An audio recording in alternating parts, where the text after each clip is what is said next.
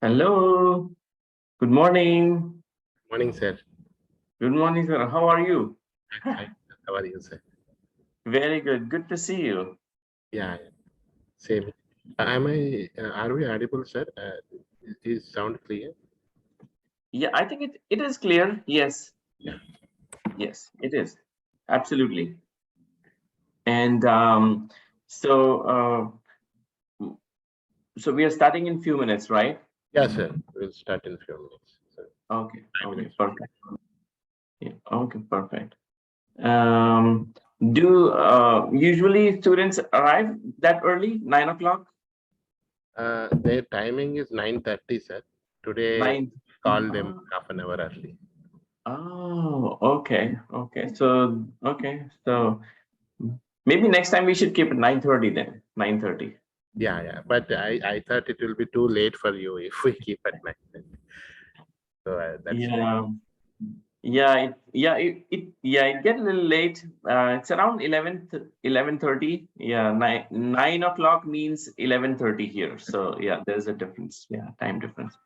So that's that. But we have we get a lot of students from NIFT Hyderabad in our program.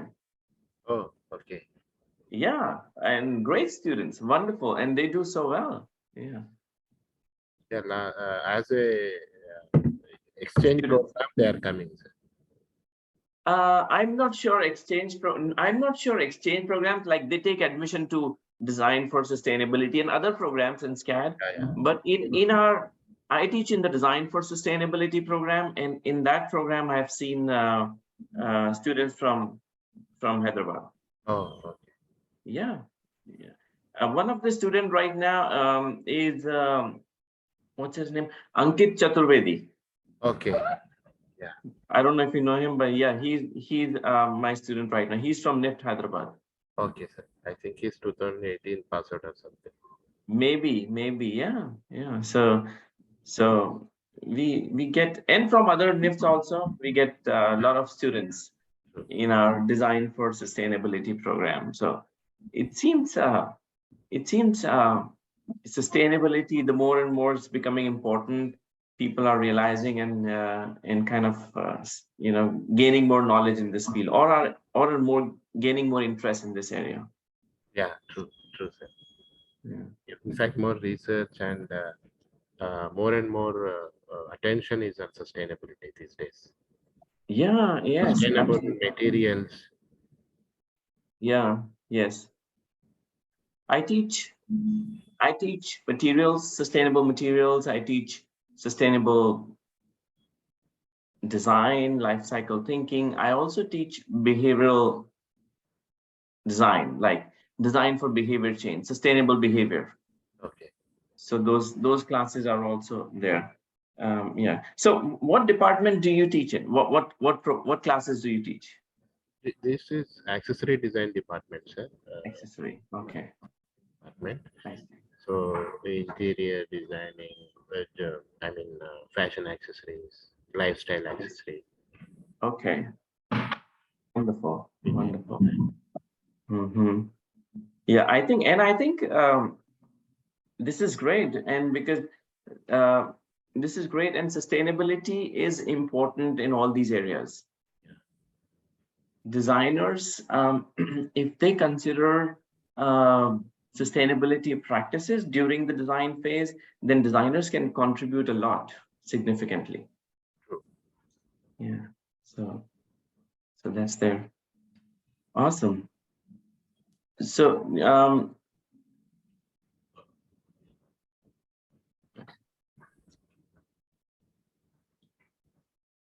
Sir, meet Miss Manpreet. She's Professor Manpreet. She's Yeah. also from our department. Oh, okay, great, great. Good morning. Good morning. She's coordinating this entire. She's coordinating. Okay, yeah, okay. Yeah, yeah. How are you, Professor Manpreet? Yeah, good sir. How are you? I'm very good, and I'm very excited about this. Same. Um, I'm very excited, and I was explaining that we had we get a lot of students in our Design for Sustainability program from NIFT, and currently in our program there's one student who is from NIFT Hyderabad, Yeah. and they do so well. They are like exceptional, outstanding students. So I've never been to NIFT Hyderabad, but it's wonderful to interact with students coming from there. Really good. Nice to hear that. So Yeah, and how have been you doing in I'm good. I'm very, very good. Yeah. And it's little late, but it's very early for you, I think, here. And sir was telling me usually we start at 9:30 is the Yeah. class time. Yeah. So But so we are it might expecting all of them to join us by 15 minutes max. I think everyone will be here. So okay. yeah, usually the morning times are a little rush hours in the canteen, and they're taking their breakfast and all of that. That's the Yeah, reason. Yeah. I see. I see. Yeah. And do students, most of the students live like on campus or how's it? Yes, most of them. They're like we have a higher percentage of girls student in the college. So we have two girls hostel inside the college in the campus, and the boys stay out in. They take paid PGs and they stay out, or they rent a place and they live. I see. So we have a third building coming up in our campus for girls. So we are making it bigger now to accommodate more of them. Yeah. 4 of them. Okay. So is it because the programs we are adding more programs, so more students intake? Not right now. Is there? We have a shortage of space for hosteliers. So we want to Oh, improve that. So, but no course is added as of now. We have 5 departments apart from the fashion technology, and we have a master's program, MFM, Masters in Fashion Management. So we have I one see. master's, and others are all UG programs. I see. I see. Okay. Okay. And you said masters. You said masters is in what discipline? Fashion management. Fashion management. Okay.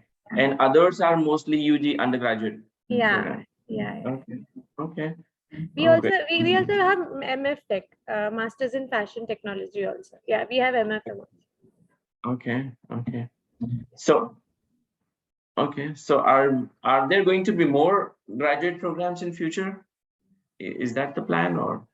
No, as of now, like the AD department over here, we are trying to incorporate more disciplines inside specialization within our department. Like we are recently exploring UI UX because it's the most upcoming stream right now.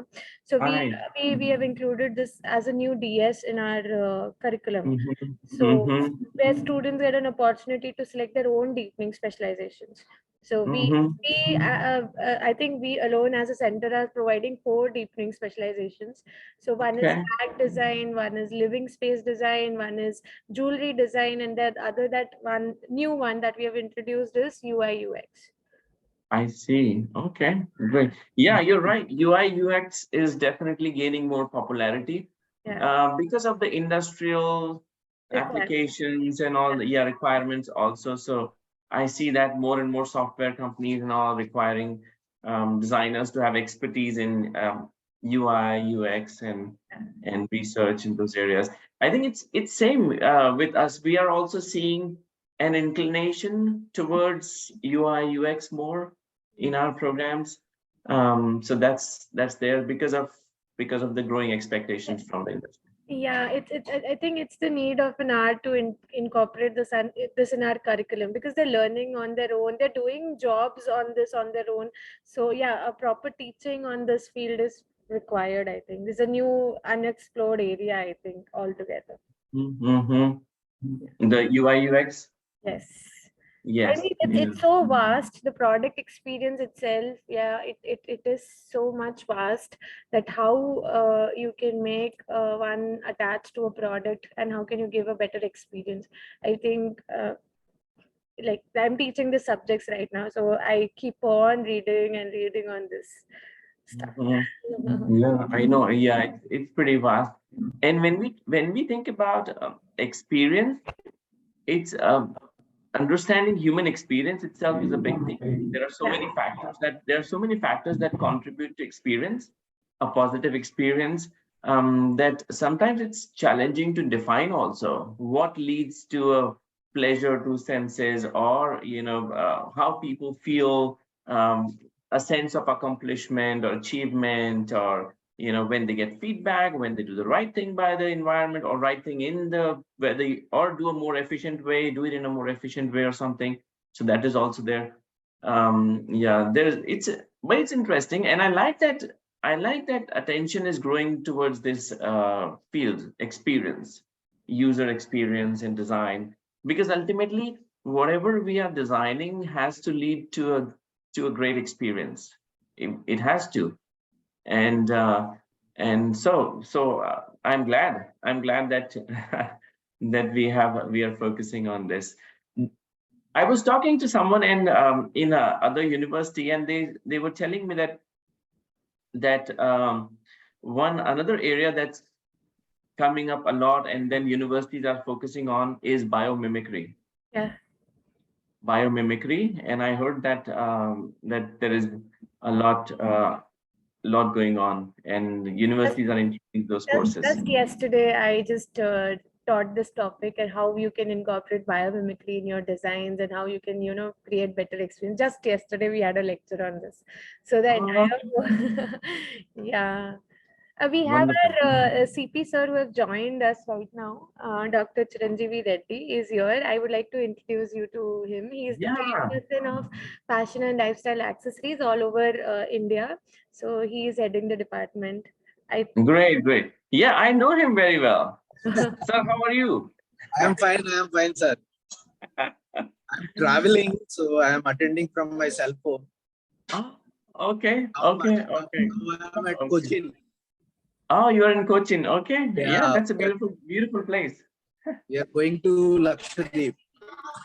Oh, okay. I plan to travel there one day, definitely. Okay. So, but I've seen the pictures, and I know it's a beautiful place there. Yeah, but great, good to see you. We have been talking, but never had a chance to actually see each other. Yes. So great. In fact, at the outset, I would like to thank you for being the one of the advisory committee member for our international conference. Thank you. It was a pleasure. I could not participate in some of the meetings or activities because it was a very busy schedule that time. But maybe next time it would be, more contribution, or we can collaborate on something else. So yeah, great. Thank you for inviting me for that. Yeah. just 1 second. Sure.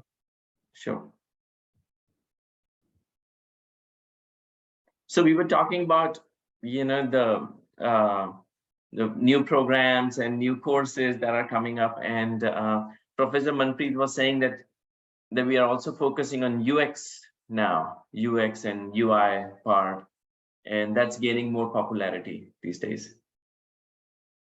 Yeah. Even though our institution is called the National Institute of Fashion Technology, the courses like our course like accessory design and fashion communication is more related to innovation, creativity, product design, graphic design, packaging design. Correct. Right. So indirectly, we were already kind of in that space. Yeah. Yeah. Great. And I think it's important. Yeah. Please, sir.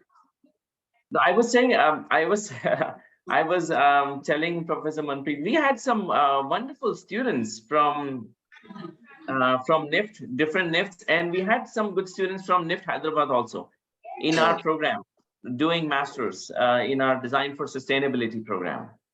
Oh, And they are like excellent students, doing very, very well. So yeah, I never had a chance to visit Hyderabad, NIFT Hyderabad, but it was a pleasure working with students there. Yeah, in our program. So yeah, they're doing so well. And it seems because of it seems that a lot of students from fashion related fields and disciplines are also inclined, and architectural, these two areas where I see that the inclination is taking place towards sustainability yes. a lot. In fact, once the interior ends, then accessories and other accessories which are used domestically will come into play. So Right. all interrelated. They are, absolutely, they are. Yeah, they are. Why not? Yeah. And yeah, Even some of our accessory design students are working in the interiors also. in interior also. Design, Okay. yeah, designing specific interiors to a client. Mm-hmm. So something like this, one bedroom related to a child studying in 5th class, another bedroom is to design to a girl who is working in some other field related to her. Such kind of requirements also coming. So Okay. our Okay. students working on that, even in the interiors, Mhm. accessories, not only tabletop accessories, lighting, it is also Mhm. cupboards, wardrobes, other furniture which are used inside, Right. all such. Right. Right. Yeah, I think, yeah, you're so right. So it's kind of at some point it crosses the discipline, crosses the boundaries where students where designers are, they have a good understanding of the basic things, and they can apply the same principles in slightly different context areas. So it's definitely possible. Yeah. Right. After conference, what we understood, interdisciplinary and collaborative working are the two key words. Everybody has to adopt that. Interdisciplinary working and collaborative. Absolutely. Absolutely. Yeah, and I think that's very important, and especially in sustainability, we say that this is so important that it's not just any one department, one discipline contributing to sustainability. We have to take everyone together, whether it's engineering, material experts, chemicals, environmentalists, NGOs, government bodies. We have to work with everyone to find the right solutions and right direction. So it becomes very important to work with in collaboration and interdisciplinary kind of approach. Yeah. Another advantage of Indian students is that our culture is all associated with sustainability only. You see the Indian crafts, the kind of our lifestyle, even the family activities and other things also, lot of sustainability is involved. Right. Yes, absolutely. So it's the socio-cultural upbringing, the cultural environment that is also influencing the purchasing habits, usage habits, food habits, various other things that are directly, indirectly there through culture. So that is also contributing. Yes. So I think it's good. It's easier than for people in India to adopt sustainable practices because of the system that's already being in place. Yeah. NIFT, sir, in NIFT, we have a twinning program as well as the semester exchange programs also. We have collaboration and MOU with around some 40 different universities across the world. We can also think in that direction also. For an example, for FIT, we have a semester twinning it is a dual degree program. Out of the 4 years, 1 year our student will go and spend in FIT. They will get a degree from FIT also. They will get degree from NIFT also. It is called dual degree program. Dual degree program. Okay. And we have semester exchange programs also in many universities. One semester our student will go and study there and come back. So that semester grades will be considered from that particular university. Remaining semesters will be considered with NIFT. And we Okay. have a summer short-term exchange programs also, 15 days, 20 Mhm. days. From other universities, people will come India and they learn about crafts and our culture and they will go back. Our students will go there and understand their culture and short. So there is a three possibilities are there. One is the dual degree. Second one is the semester exchange. Third one is the short-term exchange program. Exchange program. We can Okay.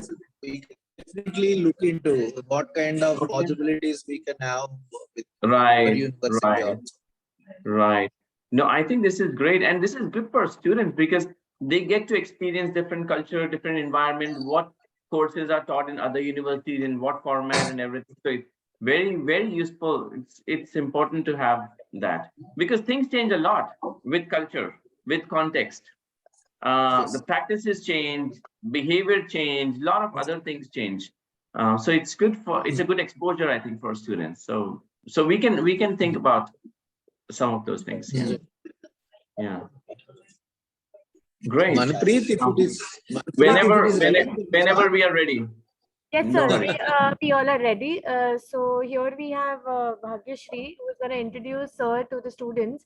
So over to you, Bhagyashri. She's a student from AD semester 4. So yeah, you please introduce. Hello, sir. Yeah. I'll just introduce you to our students. Sure. Thank you. Thank you. Good morning to one and all present here today. It's a great pleasure for me to introduce our speaker, Dr. Satyakam Sharma. He's a researcher, designer, and professor in industrial design and design for sustainability. He has done his BA in production engineering from Dr. Babasaheb Ambedkar, Marathwada University. He has done his master's in industrial design from Indian Institute of Technology, Delhi. He has a PhD in design from Hong Kong Polytechnic University. I would also like to say that he has worked as an industrial designer with Pentair Water India. He was responsible for designing the water filtration products for the US market. He then worked as an industrial manager and as a team leader for Lumium Design and Innovation. He was responsible for designing diverse range of products, including medical devices and home appliances for the US market. He was the manager of Videocon Industries. During his time there, he led a multidisciplinary centralized industrial design and innovation department for Electrolux, Philips, Videocon, Kelvinator, Sansui, and Kenstar. He was also responsible for all brand-specific design and innovation projects for home appliances, consumer electronics, and small appliances. He is currently a professor at the Savannah College of Art and Design, USA. His research interest lies in understanding users and their behavior, user-centered design and innovation approaches, research methodologies, gamification, and design for behavior change. Sir, it is an honor and privilege for us to have you with us today. Please, over to you. You can start.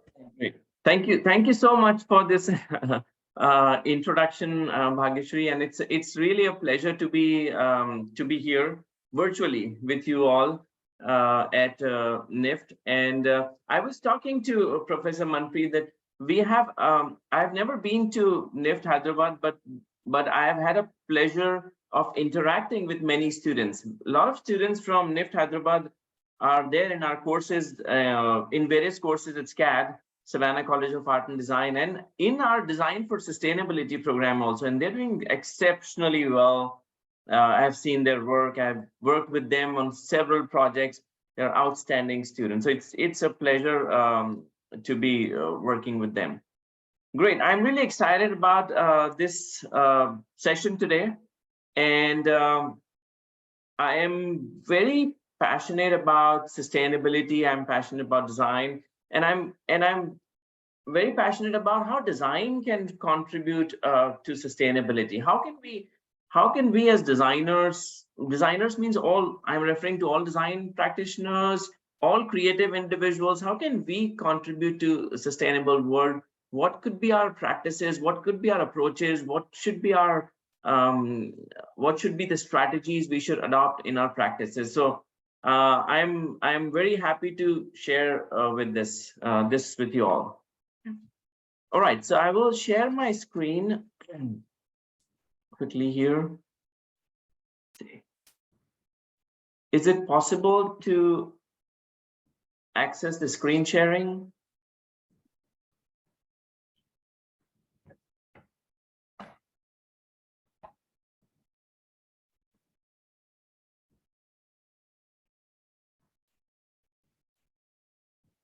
Can you try now? Yes, it works. Thank you.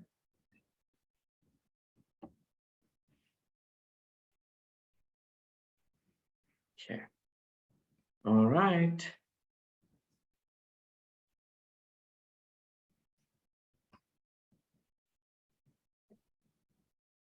All right, so welcome to this session, Design for Sustainability. Design for Sustainability is a very vast field. There's a lot that goes into this. We're talking about products, and we're talking about design approaches. We talk about systems thinking. We talk about life cycle thinking. We talk about behavior change. We talk about, there's so many things that goes into this. Okay. But I just want to kind of give a quick introduction to what this field is, and in a way that we can adopt some of these strategies in our processes. So that's what we are going to look at today.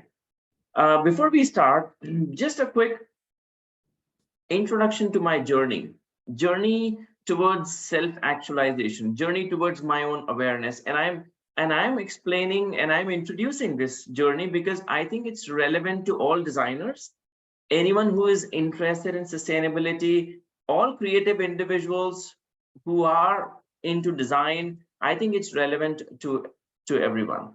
Okay. So my personal journey started with studying industrial design and engineering, and then I started practicing in the industry.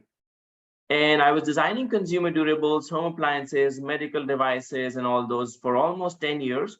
And during that time, I started thinking about how design can contribute to sustainability. What is our current design practices? Are we helping in making the world more sustainable? Are we right in our approach? Are we doing right thing by the environment?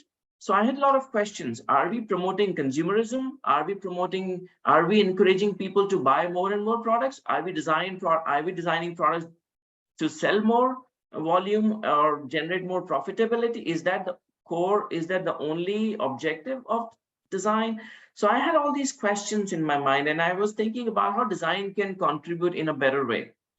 And then in my readings, I realized that when we talk about sustainability, a lot of things are actually associated with behavior, our consumption behavior, our own behavior, habits, lifestyle, that contribute to the environmental impact.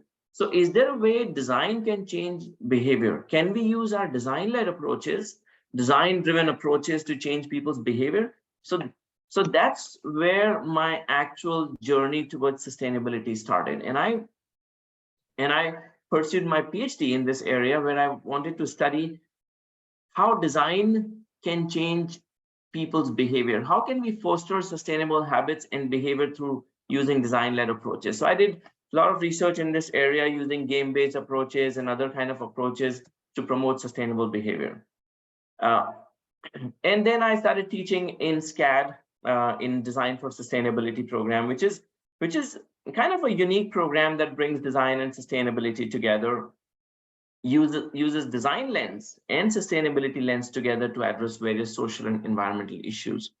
And I've been teaching designers in what could be the approaches they can adopt, like systems thinking, life cycle thinking, various other approaches, social innovation, behavior change approaches that we can adopt to make things more sustainable, systems more sustainable, practices more sustainable. And I'm helping the brands also to be more sustainable, and working with students also in such projects where we help where we think about how to make brands more sustainable. So my passion is more towards bringing design and sustainability together. I imagine a world where happy and sustainable world where everyone is living within the carrying capacity of the planet, and design, and I see positively that design can contribute significantly to that. Design, and with its evolved practices, design can contribute significantly if design takes sustainability as its topmost priority, because design has the potential. I see an immense opportunity in this area. So that's my passion. That's where I think the world will be, and I'm very positive about this, that design can make this change, can bring this social, environmental big change. Yeah. All right, so I would like to introduce today some of these topics very briefly, starting with introduction to sustainability, and then I would like to take you through some of the environmental issues in current situation. This is very important. It's important to understand where we are right now and why sustainability is so important in our practices, in our approaches. Okay, and then we can look at our current approaches, design approaches that we follow, and then what could be possible future role of design. How can we imagine a sustainable world where designers driving this, designers leading this? Okay, so we can look at that, and then what kind of approaches we can adopt. So I would like to introduce some of those. It's not possible to introduce all. There's so much to it. There are so many streams and directions that are there, but I would like to touch on some of the technical approaches that we can adopt in any of our design projects. I would like to introduce that. And we can see some examples of those approaches and tools. And then if we have time in the end, we can do a quick question answers. If you have any questions, I'll be happy to answer. All right. So starting with sustainable development, the definition of sustainability. So first time we heard this definition in 1987 at Brundtland Commission. In their first report, they defined the term sustainable development, where they define that sustainable development is the development that meets the needs of the present without compromising the ability of future generations to meet their own needs. What it means is that the way we are using resources, or the way we are living right now, the way we are able to meet our needs on this planet, future generations would also be able to live in the same way. They would also be able to meet their own needs. What it means is that it is the possibility that life on this planet would flourish forever. Planet would remain in a sustainable way. Planet would sustain life forever, and the conditions on this planet would remain favorable for life forever. That mainly defines the definition of sustainability. We can define in different words. People have used different ways to kind of explain what sustainability is. And then there are various streams within sustainability also. But overall, we can summarize sustainability with these definitions. All right, so when we talk about sustainability, we always relate it to environment. We think about, this is obvious, we think about pollution, carbon production, climate change, all those things, which are very important, environment. But there are other things too, which are equally important, which is social aspect and economic aspect. And these are called 3 pillars of sustainability, or triple bottom line of sustainability, where we say society means intercultural understanding and peace, health, education, human rights, social justice, equity. All these are very important. If we only focus on environment and not on the peace and intercultural understanding and social justices, then we cannot imagine a sustainable society. We cannot imagine a peaceful world. So all these are equally important, and health and education. So we have seen pandemic also. We know how important these things are. Okay, so the social aspects is equally important. And then the last is economic aspect of sustainability, which means overcoming poverty, thinking about how resources can be distributed equally. Resources on this planet are meant for everyone, and they should be distributed equally, irrespective of income or anything else. So we can work in that direction also. That's also a very important part of sustainability. Okay. All right. So I want to start with this. Wendell Berry, he's a novelist and environmental activist. He said this, that we are in trouble just now because we are in between stories. Interesting. So when he said that we are in trouble just now because we are in between stories, what it means is that he was mentioning two stories here, and we are in between those two stories. The first story was a happy story. We as a human race, we learned about evolution, planets, how things work, how planetary system work. We learned about space, solar system. We developed technologies, human evolution. We learned about a lot of things, science, technology. That was a good thing. That was the first phase, first story. And then what happened was, very recently we learned that this planet on which we are living, so far this is the only place we know that supports life. This planet on which we are living is not functioning very well. And that's the start of the second story.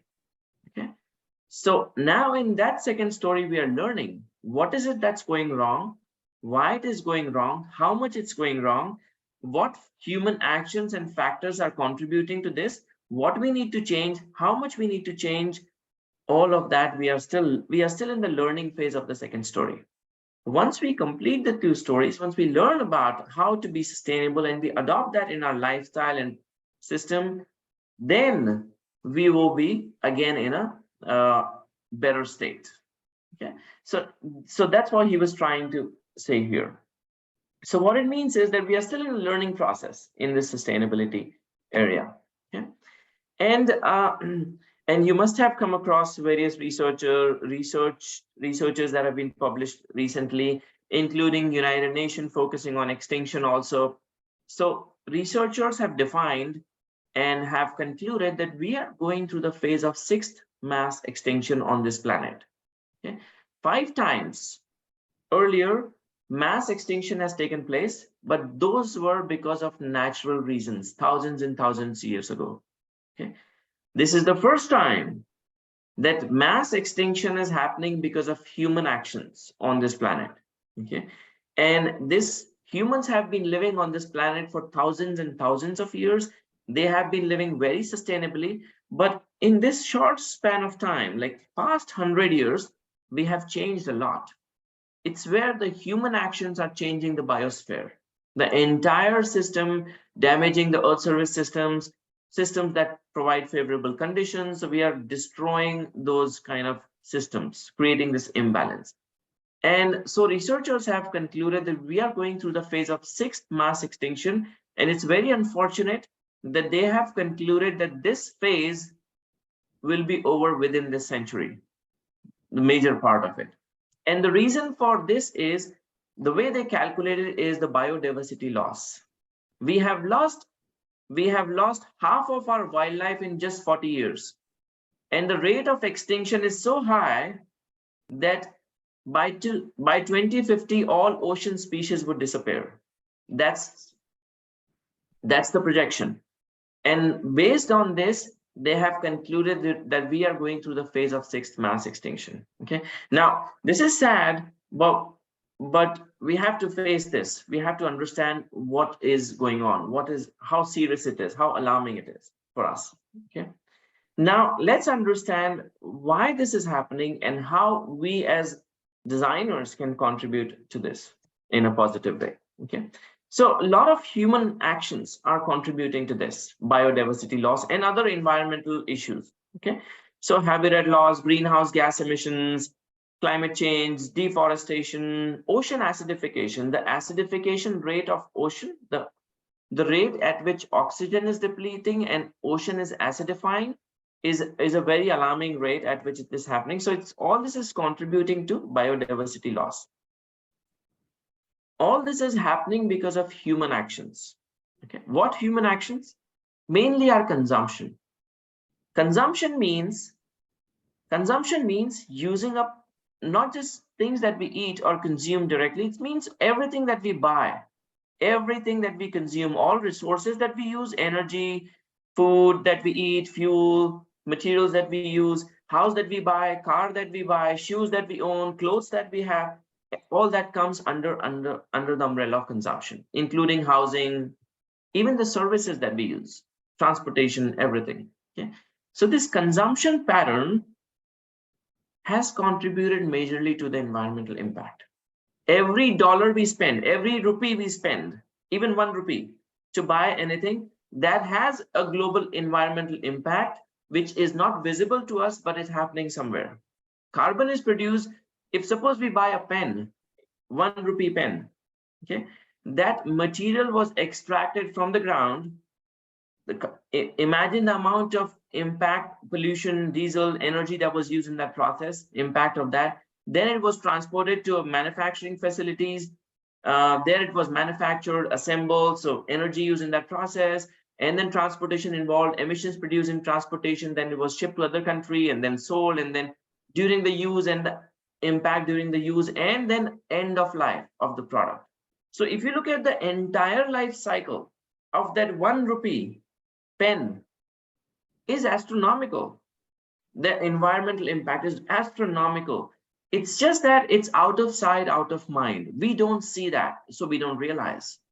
Okay, so it's our consumption pattern that has increased drastically in past 100 years that has contributed to this. And what is happening is it's damaging our Earth service systems, which provide favorable conditions on the planet. Okay. All right. So if this is also visible in our resource consumption, the more we consume, the more environmental impact we create. So we were living sustainably for thousands and thousands of years, but in this past 100 years, things have changed, starting from the Industrial Revolution till today. And now this graph shows the world extraction of non-renewable materials.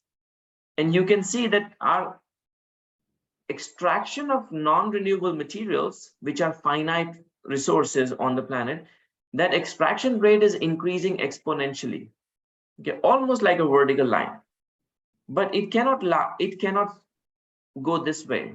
This cannot be our way of growing on this planet. Resources are finite. At some point, it will start collapsing. Okay, let's look at the climate change aspect, carbon production. Currently, this is the amount of carbon we produce individually on this planet. 4.7 tons of carbon per capita per year.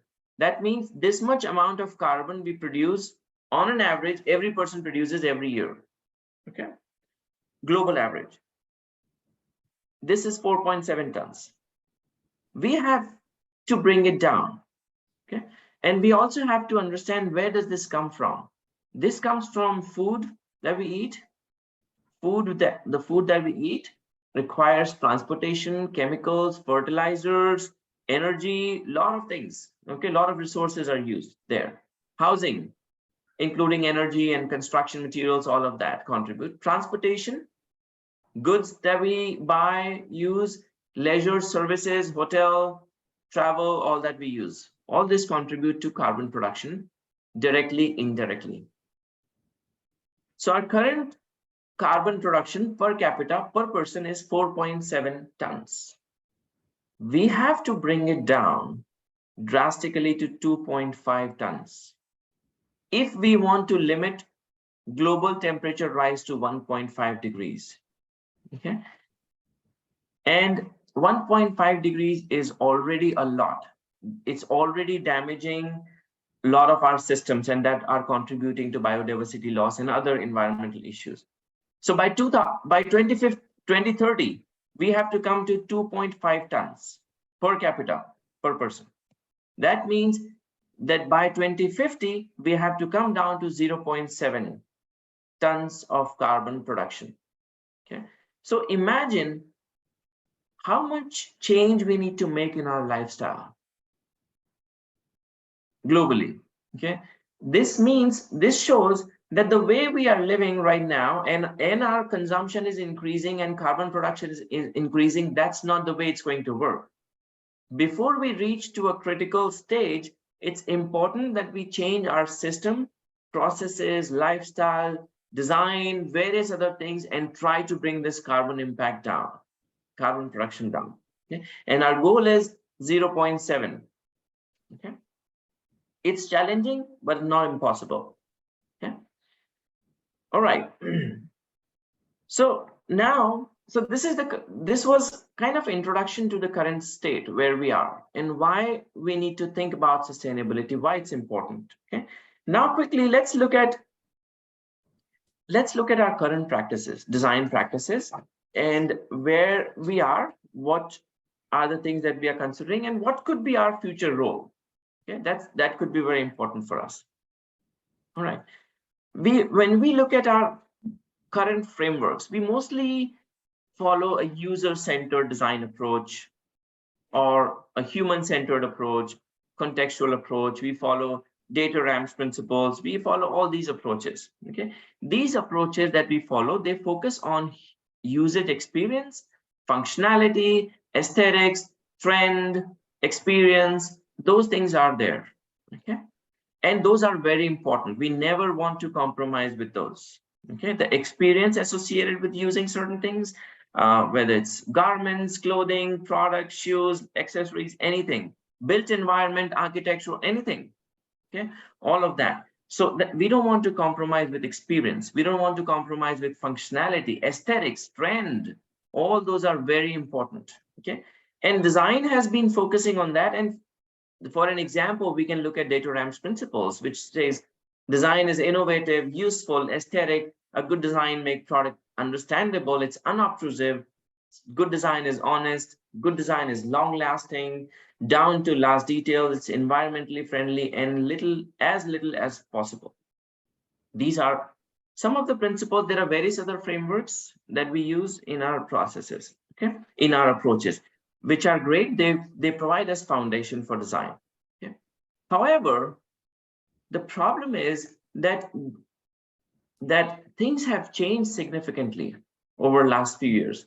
And it has become very important that we focus also on sustainability. You see, in these principles, environmentally good design is environmentally friendly is one of the part. It's not on the topmost priority. With the changing scenario, it has become more important that we focus on the environmental aspect first. Okay? So this is how our current practices look like. We in our design framework, in our approaches, we consider a lot of things, and sustainability is also considered as one of the aspects. We need to change this. We need to change this to this. We have to consider sustainability first and then work within that framework, within those boundaries of sustainability. Okay, that should be our approach. And this does not minimize our possibilities for innovation. Rather, it provides us endless possibilities for innovation. There are more opportunities for innovation if we think from sustainability perspective. Okay? So we need to change our current design practices. Our practices are good for usability, aesthetics, functionality, trends, all those are good. But we have to consider environment as our topmost priority. In whatever we do, it has to be within the framework of sustainability. Okay, and by doing that, and we not only have to change our practices, it is our responsibility to also change the practices of the corporate world. We also have to help them in changing their practices and show them that actually the possibilities of innovations are immense if we adopt this. There are low-hanging fruits then. It's much more easier to innovate around sustainability. Okay, so design can contribute in many ways, and all those ways can be clubbed into three broad directions, I would say. Okay, so there are three ways in which design can contribute towards sustainability. One, which is very obvious, we all know that, technical innovation. designing more eco-efficient choices, designing products and resources, and designing products and systems that require fewer resources, less resources, or are less resource intensive. Thinking about materials, processes, renewable energy, circular system, minimizing waste, all these fall under technical innovation. So this is one way we as designers can contribute, and I'm referring to all designers here. Okay, this is one way. Second way design can contribute is through behavioral innovation. And this is a more recent development, I would say. Okay. And we teach in our program Design for Behavior Change and behavior change approaches, because we realize, and research has indicated, that sustainability or our social environmental issues are also related with our behavior. It's not just about technology or materials, it's also about human behavior. How we are using, how are we, what is our intention? Are we setting goals for minimizing the impact or not? What is our consumption behavior pattern, usage, disposal? A lot of things are related to behavior, human behavior. So it is important to change behavior. So design can look at how we can use design-led approaches to change people's behavior. Can we encourage people to use products and systems in a more sustainable way? How can we do that? How can we drive behavior change? How can we nurture a sustainable behavior, foster a sustainable behavior? Okay. How can we encourage people to willingly adopt sustainable actions? Okay. All that comes under the umbrella of behavioral innovation. This is a vast field. Okay, which is related to product interactions, feedback, various other behavior change theories and concepts are applied in this. Okay. And third way design can contribute is through social innovation, finding solutions through active collaborations. Social forms of innovations are equally important as technical innovations. We cannot ignore these. Sometimes solutions lies in active collaboration between community members, government, businesses, NGOs, and those can, or empowering local bodies, local assets, enhancing society's capacity to act, or finding ways to provide infrastructure system for a new behavior to happen. Okay, so these forms of innovations which are collaborative, which requires collaboration between community members, government, businesses, NGOs, which are participatory, inclusive, all those fall under social innovation. Okay, so we can say that broadly, design can contribute in these ways. Okay, and these are big streams within themselves. Okay, but research has indicated that design is best positioned for all these innovations. For example, behavioral innovation. Okay. Behavioral science can develop various behavior change theories and concepts, but they are not the one who are applying. We as designers are the one who are creating things, developing things, innovating. We are the one who are nurturing or thinking about the concept right from the beginning. So we are in the right position to apply those strategies. Okay, not behavioral science or other field. Similarly, in other areas also, that's why they say that design is kind of best positioned. Okay, so let's understand what research indicates. And I'm just citing one of the research. There's so many research that's available in this area. Okay, so research indicates that design can play a very important role, design field, all creative fields here. Architectural, product design, toy design, garment, fabric, textile, fashion, accessories, all field, gamification everywhere. Okay, communication, all those. So design can play a very, very important role. Okay, research says that design is best positioned to lead this change. Okay, and designers are best positioned because we have the approaches. We know how to understand users. We have tools for understanding users, their behavior, their mindset. We understand expectations. We also understand technical aspects. We also understand we can collaborate with different functions. We can apply our research tools, creative approaches, prototyping tools. with all of these approaches that we have, we are in the best position to drive this change, to show this world a more sustainable direction. Okay. And research indicates that design process is actually a concentration point for majority of the decisions that are taken about materials and resource flows. When we are designing, conceptualizing, that is the stage where we are thinking about, where we can think about all these aspects: distribution, how the product will be delivered, transactions, consumer use, how it will be used, what will happen at the end of life, what materials will be used, what production process will be used, how it will be distributed, how people are going to use. All of these are there. And also, is it designed for recycling, reuse, repair? All of those things we can think during the design phase.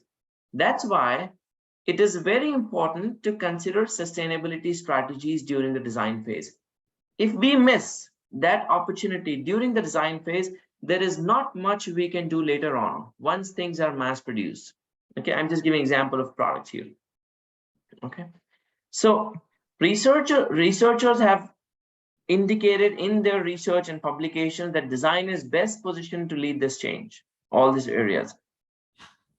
All those decisions that we make during the design phase or during the design phase, those are the concentration point for environmental impact. We can dematerialize a product, we can reduce the environmental impact up to 80%. That's what research indicates. So that means that all designers should be aware of sustainability strategies and tools and frameworks, and they should know how to apply these at the point of design when we are conceptualizing. Okay. So another thing that has happened very recently is that there has been a growing expectation from the industry. Industrial world has started expecting that designers who join the industry, they will show the direction to the industry of how they can be more sustainable. Industries do not know, they know their business practices, but they do not know how to change. They don't know how to come up with sustainable solution. They only look at the reports, but they are not familiar with how to apply sustainability strategies within the design processes.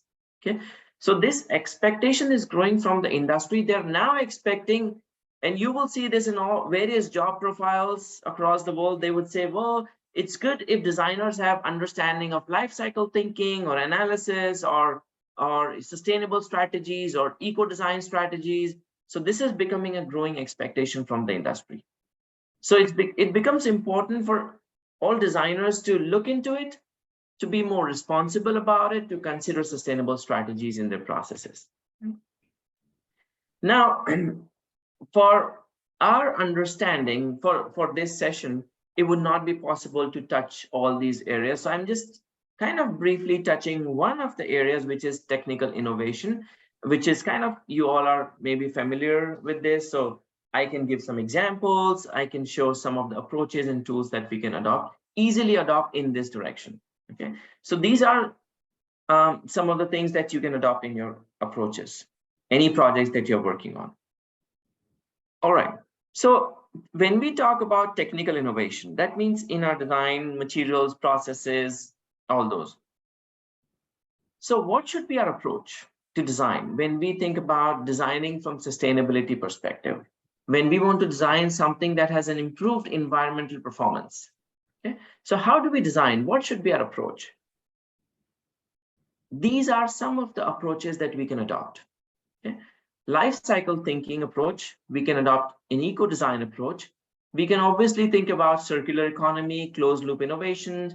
We can adopt a biomimicry-based approach, cradle to cradle approach. These are some of the popular ones I'm including here. It's not possible to touch all of these, but these are some of the approaches that we should keep in mind, or these are kind of foundational approaches or frameworks that we can consider in our design process. Okay, for our session, I'm going to touch on briefly on life cycle thinking and closed loop innovation and eco-design approaches briefly, so that when you work on your projects, you can easily apply these approaches directly in any project that you're doing. Okay. All right, so life cycle thinking. And this is also sometimes referred as whole systems design approach. Okay, so life cycle thinking includes applying eco-design strategies and also include life cycle analysis. These are strategies and tools that are used within life cycle thinking.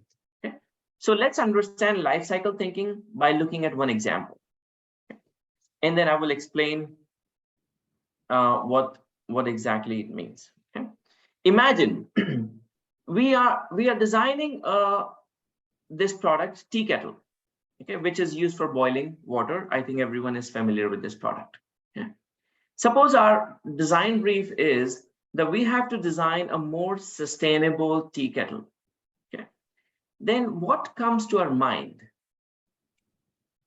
First thing that would come to our mind is maybe materials, green materials. Maybe we can change the materials to more sustainable choices of materials. First of all, there's nothing called sustainable material.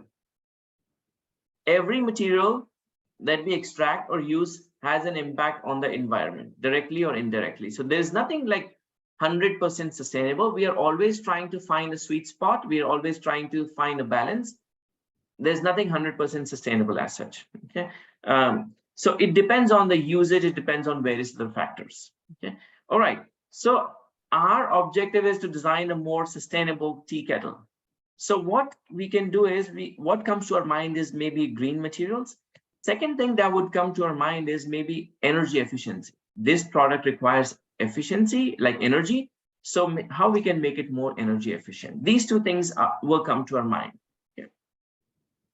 However, if we are thinking about these two things, then we are actually missing another aspect of it.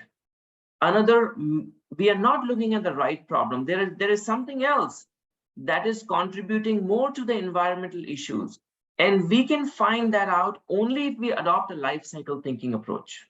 If we do not adopt that approach, it is very difficult to find what exactly the problem is. And then we may be looking at the wrong side of the problem. By making material changes in energy efficiency, we can only improve maybe 5% material impact, 5%, 10% energy impact. There is not much scope for improvement by looking at this. In some products, there may be, but in this case, there could be something else that is more important. Okay. Imagine, I'm taking example of research done in UK. Okay. So when people use tea kettle, it has been found that majority of the people who use tea kettle, they actually overfill their tea kettle. Okay, when we want to boil 1 cup of water, we actually boil 2 to 5 cups of water, okay, to make 1 cup of tea. So this extra energy that is used in boiling extra amount of water, which is not required, in 1 day is enough to light all street lights in UK for a night. So imagine the environmental impact because of the wrong usage. If there is something that we need to improve in this product, the first thing should be change the usage behavior. Design a product in a way that even if the user wants to use in a wrong way, he should not be able to use it. Design a product so that it changes users' behavior. Can we design a product that tells the user that you are using in the wrong way? This is the right way to use. Can we design a feedback mechanism? Can we design something at the interaction? Can we design the layout and configuration in a way that it's easier for the user to boil just 1 cup of the water? So what I'm trying to say here is that there is a lot of opportunity here from behavioral and usage perspective. If there's something we need to improve, then that should be our first thing. Then maybe materials and energy efficiency we can look at.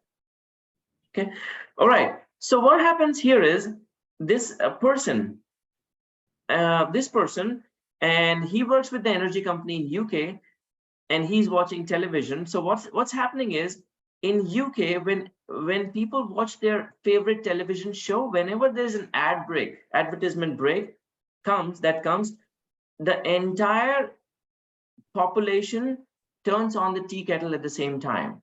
So this person is also watching the television to find out when is the ad break coming, because he has to buy energy from France that time. So imagine 1.5 million tea kettles are turned on at the same time, which is problematic. So imagine the amount of energy that is wasted in boiling this extra amount of water. It's huge, immense. Okay. Imagine the opportunity for innovation here, endless. Okay. So if we design, can we design, the question for us is, can we design products that would encourage more efficient use, that would discourage inefficient use, encourage more efficient use? Or can we not, in a simple way, can we not design a tea kettle that makes it easier for people to boil just 1 cup of water when they have to drink only 1 cup of tea? Okay, so there are a lot of opportunities here in terms of interaction, in terms of usability, experience, all those. Okay. So the question is, how do we identify these opportunities? Okay. How do we know if we are addressing the right problem or not? How do we know what are the biggest impact areas associated with that product? Sometimes the biggest impact areas is the design. Sometimes it's the transportation. Sometimes it's the energy used during the process, during the use. Sometimes the biggest impact comes from disposal of the product because it's toxic material. Okay. Sometimes it's come from the extraction. Okay. So it could differ. So how do we know all of this? Okay. So life cycle thinking is the answer. If we adopt a life cycle thinking approach, we can understand a lot of things here. We can identify biggest impact areas. Okay. So life cycle thinking is a tool that helps us in coming up with more sustainable solutions and helps us in sustainable design. Okay. It is a way of holistically assessing the entire product and system, not just looking at the product and usability, but looking at its right from the material extraction to the end of life, studying the entire life cycle of the product, then identifying all possible gaps that are there, and then coming up with innovations. Okay. So it's a process of deeply defining the problem by looking at the entire system. And for example, in case of tea kettle, not just looking at a tea kettle in terms of materials and energy, but also looking at the entire process of boiling tea, to the disposal, to the waste and the usage, pouring of water, everything, all those aspects. Okay. By doing that, we can identify various gaps, and then we can design for more sustainable innovations. Okay. So another tool within this that can help us is life cycle analysis. Life cycle analysis is a tool that can be used to assess the net impact of a product, right from its material extraction to transportation to assembly to manufacturing, transportation, use, end of life. It tells us the net impact of the product, net environmental impact, and how it contributes to global as ocean acidification, ozone depletion, human health, and various other areas. Okay, so now there are so many softwares that are available, so we can use those also. But if that's challenging, at least we can adopt a life cycle thinking approach and study all phases of the life cycle of the product to our best ability and understanding. That itself will help us in identifying various opportunities. Okay, so how was this product? How was the raw material extracted? What kind of material? Where does it come from? Are we using too many different types of materials? Can we minimize variety of materials? All of that. Design, manufacturing, assembly. How is the product assembled? How it is manufactured? Is it designed for recycling? Is it designed for easy disassembly? Is it designed for refurbishing? Is it designed for a longer lifespan? We can question all these things. Okay. Then we think about distribution. How is this product distributed from manufacturing to the user and or to retail? Can we make distribution more efficient? I remember one time when we were working on a project where one company said that their product is more expensive than the competitor's product. So we looked at it and we found that slightly change in the size was contributing to this. So there was a slight change in the dimensions. And what happened was that they were not able to fit more products in one container of a ship. So we changed the dimensions of the product based on the size of the container, and the company was able to fit more products in one container, and that made their transportation more efficient, that brought their carbon footprint down and reduced the cost of the product. So sometimes there's opportunity in looking at how we can make things stackable or design for efficient distribution and transportation. Okay. Then we should question what happens at the use phase. How is the product used? What are the inefficient ways in which people are using this? What could go wrong? What is going wrong during the use phase of the product? And then what is going wrong with the disposal? What are the environmental issues with the disposal phase of the product? If we study all these phases of the life cycle in depth, we can identify a lot of opportunities for innovation here.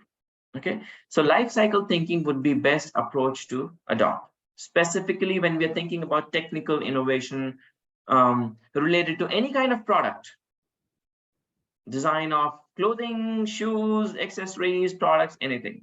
Okay. So in this case, in case of tea kettle, we know that use phase is contributing a lot. That major impact is coming from the use phase when people are using, and it's coming because people are not using in an efficient way. Okay, and it also requires energy. So we can study the use phase a little bit more detail. We can understand the entire process of making tea.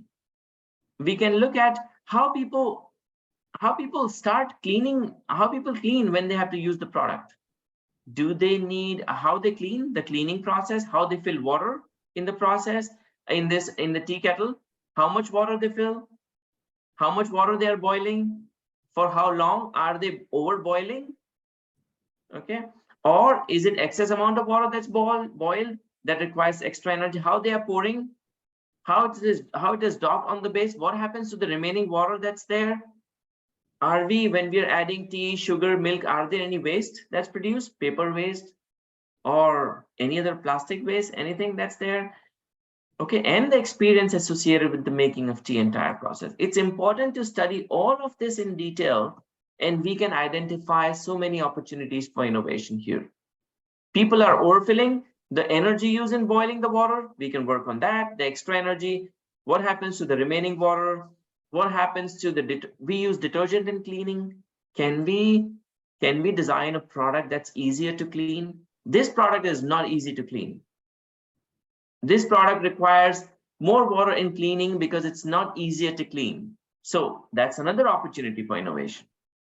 Okay, so by looking at this entire system, by adopting a systems thinking approach, we can identify so many opportunities for innovation here. Okay, so many ways in which we can reduce the net impact of the product, net environmental impact, so many ways in which we can improve the environmental performance of this product. Take any product, apply this approach, and you will be able to come up with many strategies. You will be able to identify many gaps. Okay. All right. So this life cycle thinking and use it study, if we adopt, we can identify biggest impact areas. We can also define goals. We can say, well, we have identified these areas. We can easily improve the environmental performance by 40%, or at least that could be our design brief. Okay. So our brief could be, can we design a kettle that reduces the excess energy consumption? What are the ways in which we can redesign so that it does not require excess energy in boiling extra water? Okay. All right, let's take another example. We are familiar with phones, okay? Cell phones, mobile phones that we use. Okay. Imagine, these are, by the way, phones are considered as technical innovation, great examples of innovation technology. We have cameras, they're like mini computers. They have so much that we can do, and companies have come up with great interfaces and experience. They're trying to deliver experience. They're doing very well with that process. So we are doing well with that. But from environmental perspective, they are not good design. Okay, there is a lot that can be improved. Okay, if we apply life cycle thinking to phones, let's see what we find. Okay, imagine if we apply life cycle thinking, we can ask all these questions. Okay, materials.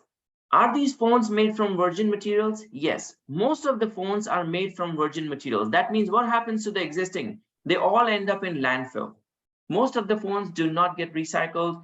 They end up in landfill, or in the ocean. The components end up in ocean, or at the end of life, what happens is these materials are not taken back and used again. Okay, so they are made from virgin material. Each time we extract more material. Okay, it's not closing the loop. So that's the issue with the material. And material extraction contributes to biodiversity loss. Material extraction, transportation, processing has astronomical impact on the environment. It cannot be even defined. Okay, and materials that are used in phones are transported from all different countries. So imagine the carbon emissions produced in that process. Okay, so that's there. Manufacturing, is it designed for obsolescence? Unfortunately, yes. Most of the phones are designed for obsolescence. Companies want people to buy more and more every 2 years. They encourage people indirectly to upgrade their phones every few years. So they design software that would fade away, that would make it slow, or they would not design for easy repair. They would not design for easy upgrade. Okay, they would design phone that are difficult to repair, or it would be expensive for repair. So for example, companies like Apple do not encourage people to repair by themselves. They want people to take it back to the repair center, and it's very, very expensive to get a component repaired. And it is so expensive that sometimes people think, well, it's better to buy a new one. Okay. So all those issues are there. It's not designed for easy repair. It's designed for obsolescence. Not designed for easy upgrade. Manufacturing. Its manufacturing is done in different countries. It's shipped to other countries. So all kind of carbon emissions, energy produced, all those environmental impact here. Distribution. Again, it's transported from different countries. Use phase. During the use of this product, when people use the product, it will require energy in its entire lifespan. If it's used for 3 years, 5 years, 7 years, whatever, or 2 years, it will require energy constantly. And that energy that is used to run the screen produces carbon somewhere. Okay, so that's there.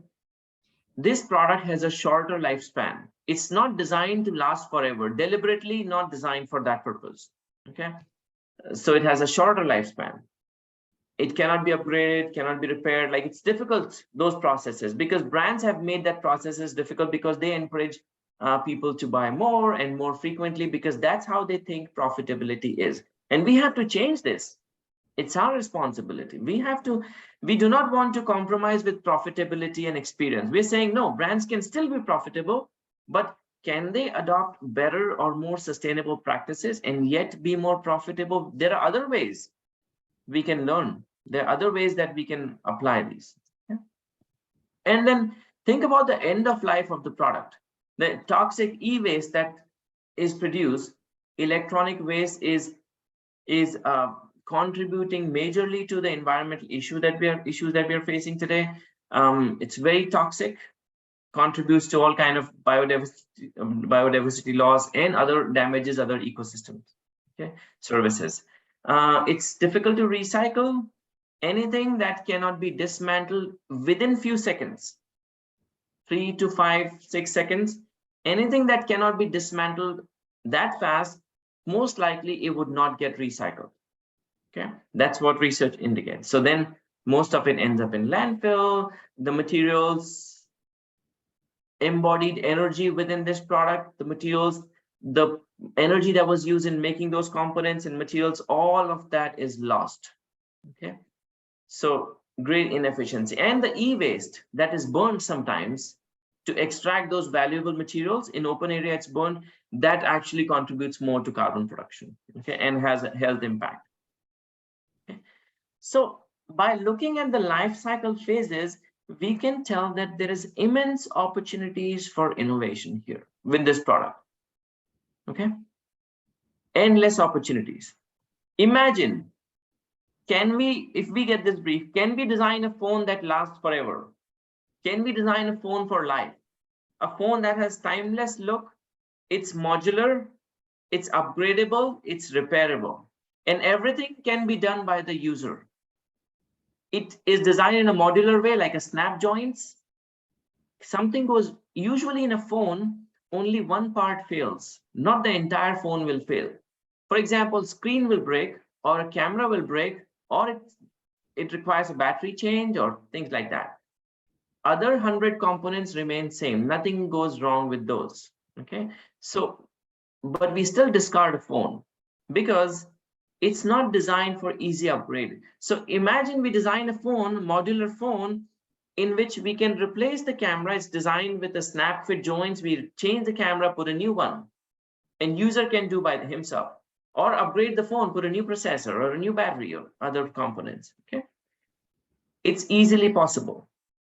So I imagine in future that we have products that would last forever, and companies would become more responsible. And how can they do that? Well, designers can design using these approaches. Okay, they can design products that last longer. They could be designed for refurbishing and all of that. Okay. All right, so life cycle thinking is definitely one approach that I highly recommend everyone can adopt, and it's simple to adopt, so anyone can. So all designers should keep this in mind and adopt this approach. Another thing that we are kind of familiar with is, and mostly use, is circular economy principles, and usually depicted by this butterfly diagram. I'm showing one part of this diagram.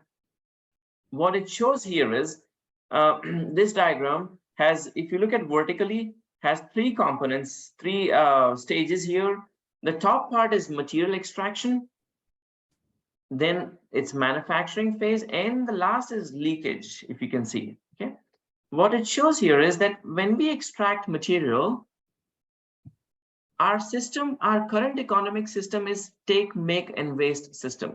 We extract material, we make products, and we dispose them. That's how our system works. Okay, taking, making, and disposing. We have to change this and make it a more circular system. That's what circular economy principle emphasizes. So what you see here is vertical is material extraction, and then the material goes to the product manufacturers and then goes to the user. You see the user at the center, this in a circle. So circular economy principles suggest 4 strategies in which we can keep the material in closed loop. The first strategy is that when we have a product or a material, rather, any material, products are made from materials. When we have a material or a product, we should use it as long as possible. We should keep it in use. We should never discard it. It should never come to its end of life. Okay, that's our first strategy. In order to do that, if we need to maintain, repair, whatever we need to do, upgrade, we should do that. That is the best practice. Okay. Second strategy would be reduce or redistribute. That means we can redistribute. That means we can, if we do not need the product anymore, that product can be used by someone else. It could be a shared product or a system or a service. Okay, so specifically product here we're talking about, so product can be shared among multiple users. So that could be second strategy. If we do not need, maybe someone else can use that. And third is refurbishing or remanufacturing. Refurbishing means, and remember, refurbishing is very different from recycling. Refurbishing means if a product is not working well, let's say a phone, it goes back to the manufacturer. Manufacturer takes the components out, or manufacturer just replaces the component that is not working, okay, and then sell it again. That is remanufacturing. Or the components of the products are taken out and used in different other products. Okay, so we are not really recycling. Recycling is melting it down. Okay, so So that process is called refurbishing or remanufacturing. That's our third resort. And last resort is recycling. If nothing is possible, then we recommend recycling. Okay, recycling is melting the components down. Recycling is not the best option. Sometimes it's marginally better when we look at the net environmental impact. Why? Recycling plastic requires a lot of energy. Recycling plastic can only be done certain number of times. After 3 or 4 times, each time we recycle or melt the plastic, the quality goes down. We cannot make the same component from the plastic. Okay, so that's another thing. It produces a lot of toxins. So recycling is our last resort, not the first choice. So imagine we can design products. We can design the system that encourages these, that makes it easier for the user. For example, we can design so that user can easily repair, maintain, upgrade. We can design for easy use, second use. We can design for easy sharing. We can design products that last forever. We can design products that can be refurbished easily. And then also we can design products that can be recycled. Okay. So it should be possible for recycling. The condition is that it should be possible to dismantle the product, disassemble, separate the components. Materials can only be recycled if they enter in their own stream, no mixing of materials. Okay, so that's there. So imagine how much important the role of design is here. If we are not designing keeping these things in mind, then how can we expect users to do the right thing by the environment when it's not possible for them? When the product is not designed for longer use or longer lifespan or easy repair or maintenance or redistribution, then or refurbishing, how can we expect user to be more sustainable? Okay, so design, the role of design is immense here. We do not want the material to leak from the system. We want these 4 strategies to be adopted. Okay. Another tool that can easily be adopted by all designers who are working around materials and products, any kind of products, is eco-design strategies. This was developed by IDSA, Industrial Design Society of America. It's called Ocala Eco-Design Strategies. Okay? And so there are a lot of frameworks around sustainability. There are a lot of frameworks, strategies, concepts, and sometimes it becomes confusing also. Like, what do we adopt here? And how do we adopt when we are designing something? Okay, we need step-by-step instructions. We need tools that can help us in our entire process. Okay, design process. That would be great. So eco-design strategies were developed keeping those things in mind. Yeah. So eco-design strategies are some of the strategies that designers can use during the design phase. Okay. So you see this circle around this. This circle represents the phases of life cycle of the material. Okay. If you look at the bottom side, left side, it represents raw material extraction. Then the material is processed. Then the material goes for component manufacturing. Then those are assembled, designed and assembled. The products are packaged and assembled. Then the products are distributed and purchased. Product is installed and used. It's maintained or upgraded, and it reaches to end of its life. End of life, it may reach to landfill or end up in ocean, or it can be incinerated. Incinerated means burning the material to extract energy, or recycled, or it can be refurbished, or it can be reused. These are the options that are there. If product is reused, then that is the biggest advantage. It goes back in the loop again. Okay.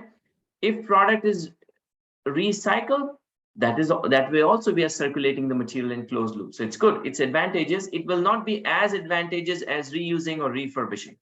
Okay, but it is better than going to landfill. Okay, so anyways, so we can look at strategies that we can adopt for each life cycle phase. Okay, and those are eco-design strategies. And this eco-design strategies is presented in this way. It's called eco-design strategy wheel. It's available for anyone. Anyone can download this and use in their design approaches. Okay, let's look at the first part of the phase.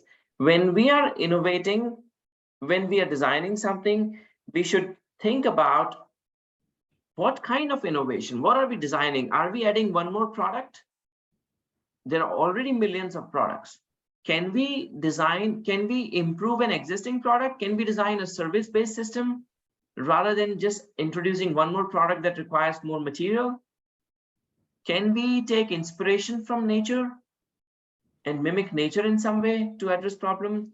Can we design something that one product or a solution can be shared by multiple users? So when we are designing, we can ask these questions, okay? And that might give us some ideas. Second thing we should think about is low impact material. Can we avoid materials that damage human health or ecological health? Can we not, why are we using virgin material? We can ask this question to ourselves. Is there any waste material that's available that we can use? Okay. Are there any byproducts that are there? Is there any recycled material that's available? Okay. How can we design that uses minimum material? Can we design for lightweight? Can we design products that have materials that have lesser environmental impact? So we can question all those things. Okay. Then we should think about manufacturing. What kind of processes will be used to manufacture this? How much waste will be produced? Can we minimize energy in the production? Can we have better or easy manufacturing process? Can we design so that it has less components? Can we standardize components so that manufacturing is easier and less resource intensive? Can we locally produce and assemble? So we can question all those things. If we think about this, this can give us a lot of ideas. And all these we can think during the design phase only. If we are not questioning these, if we are not asking these questions during the design phase, there is not much we can do later on. And research has already indicated that if we ask these questions and make the changes in the design, we can reduce the environmental impact up to 80%. Okay, think about how this product will be that we are designing, how it will be distributed. What kind of packaging? Do we really need a packaging? Can it be stacked so that more products can be shipped? Our process of distribution can be more efficient. What will happen to the packaging? All packaging materials are thrown away, ends up in landfill, ends up in ocean. Okay, all the styrofoam that we use, plastic that we use, cardboard that we use, they all have embodied energy. There was so much energy that was used in making those. All that is lost, okay, when it's discarded. And we think about efficient distribution system. Okay? Then we should question how the product will be used. And we saw the example of tea kettle. The product was not being used in an efficient way. Can we design products so that they are used in a more environmentally efficient way? Can we design, let's say if we are designing cars, or if we are designing a refrigerator or any electric products, we know it will require energy during its entire lifespan. Can we make them more efficient? Okay, so we should ask all those questions. Okay? We should think about optimizing the lifetime, the lifespan of the product. Can we design a product that user care for? We care for certain things. There are certain things we like to cherish and we want to keep them forever. So can we not design a product that people like to care for? That's also an opportunity. Can we create timeless look or fashion? Can we design for longer lifespan, easy to upgrade, something that's very durable, something that lasts forever, something that's easier to repair, something that has a second life, something that never reaches to end of life or never reaches to a landfill? That should be our objective, zero waste at all. Okay, so we should ask all these questions to ourselves. Okay, And then we should think about, even if this product that we are designing, even if it reaches to end of life, can we minimize the impact associated? How it will be collected back? How that material will be used again? Is it possible to close the loop so that material goes back in the system and has used for a next life, or recycled or upgraded in some way? Okay, and how it will be safely disposed? Okay, if we ask all these questions during the design phase, then we can reduce the environmental impact drastically. It may not be possible to adopt all these strategies. Even if we adopt 10% of these, we can bring the environmental impact down and improve the performance of the product, environmental performance. So, all right, so summarizing this, we just touched some of the aspects of technical innovation, okay?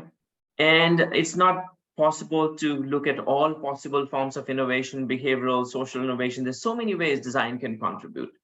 But just looking at we looked at some of the technical aspects of it, okay, that we can consider, especially life cycle thinking, eco-design strategies, circular economy. Those are the things we can immediately consider in any of our design strategies, design projects that we are designing, okay? And these tools are easily available. You can download, you can use, they are available on different websites, okay? And a lot of explanations and books are there around these, okay?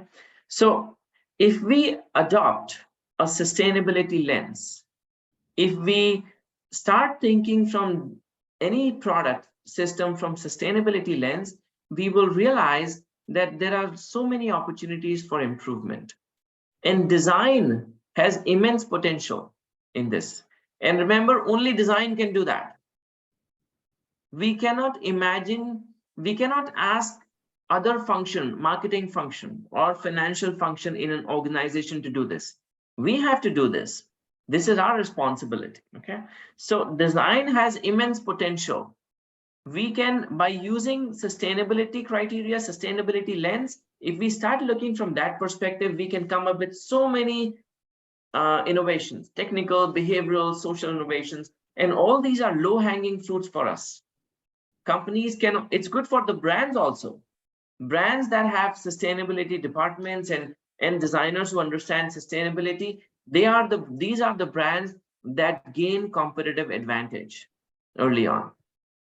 Okay, and these are low-hanging fruits for us. It's very easy to come up with innovative ideas using sustainability lens. Okay, when we start viewing things from sustainability perspective. Okay, so we should keep in mind that one, the design is best positioned to do this, and to lead this social change, social environmental change, and we can reduce the environmental impact at least. And we should apply systems thinking, life cycle thinking, circular system approach, cradle to cradle, eco-design strategies early in the design process. If we adopt these, we can bring the impact down. And we learn about, Ocala eco-design strategies. There are various other tools that are available for designers. We can refer those tools during the design phase. They are step-by-step instructions. It's very easy to follow. We just need to ask the right questions at the right time. If we ask those questions, we may get some ideas, okay, in that process of design. All right, so that comes to an end. Thank you for listening and thank you for being here. And this is my email ID here. If anyone has, any questions, or if you're working on any sustainability related project that you want to share, feel free to send me an email. If you want to, if you're working on an interesting project, or if you have any questions, then also you can reach out to me. Or if you want to know more about design for sustainability or any books or readings, or if you're interested in design for sustainability program, we are still, then also you can reach out to me. We also organize a lot of information session for students who are interested in design for sustainability. So if you are interested in that, send me an email. immediately, and I will register you for that for those sessions also. But yeah, if anyone has any questions, we can do the question answer session.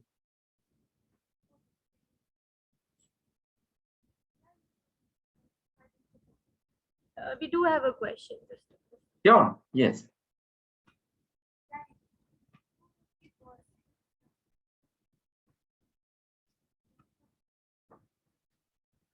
Good morning, sir. Good morning. Hello. So I had this doubt when you said that we should be making products which will be lasting longer or would last like forever. And you gave the example of the iPhone. And what they exactly do is to make products that can only last for 2 years, and then the consumer is forced to buying another product from them only.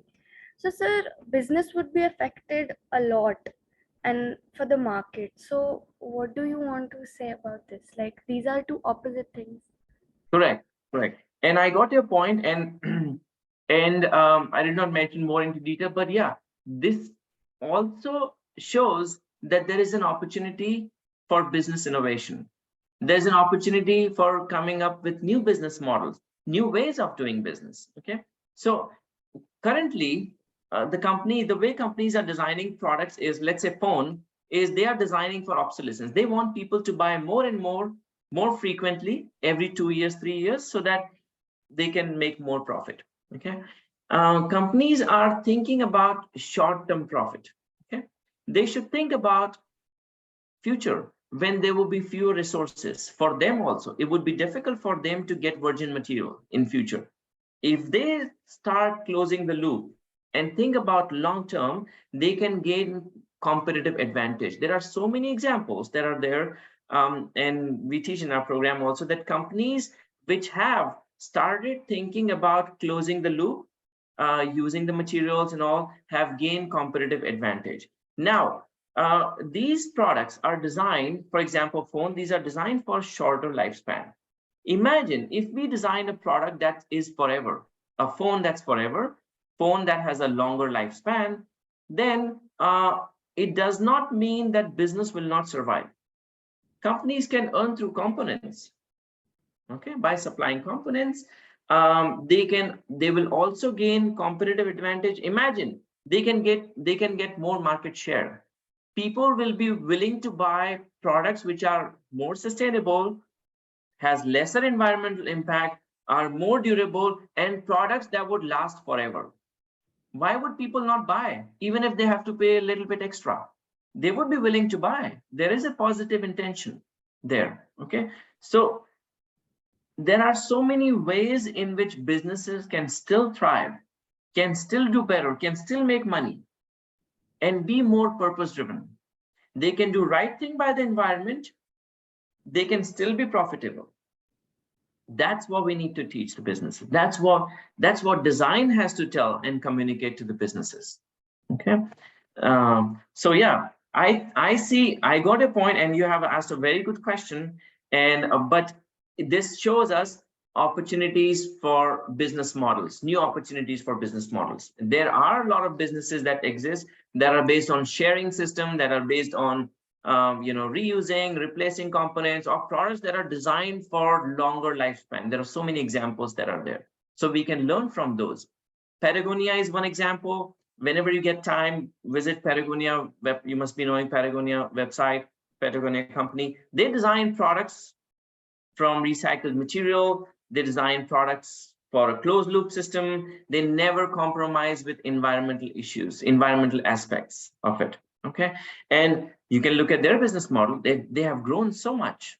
There are the people who are willing to be more sustainable. They are so loyal to the brand that they buy only from that brand because of its practices.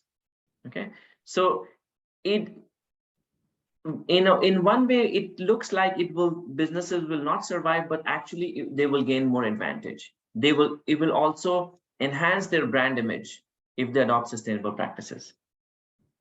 Okay, I hope it answers your question. Thank you. Yes, thank you.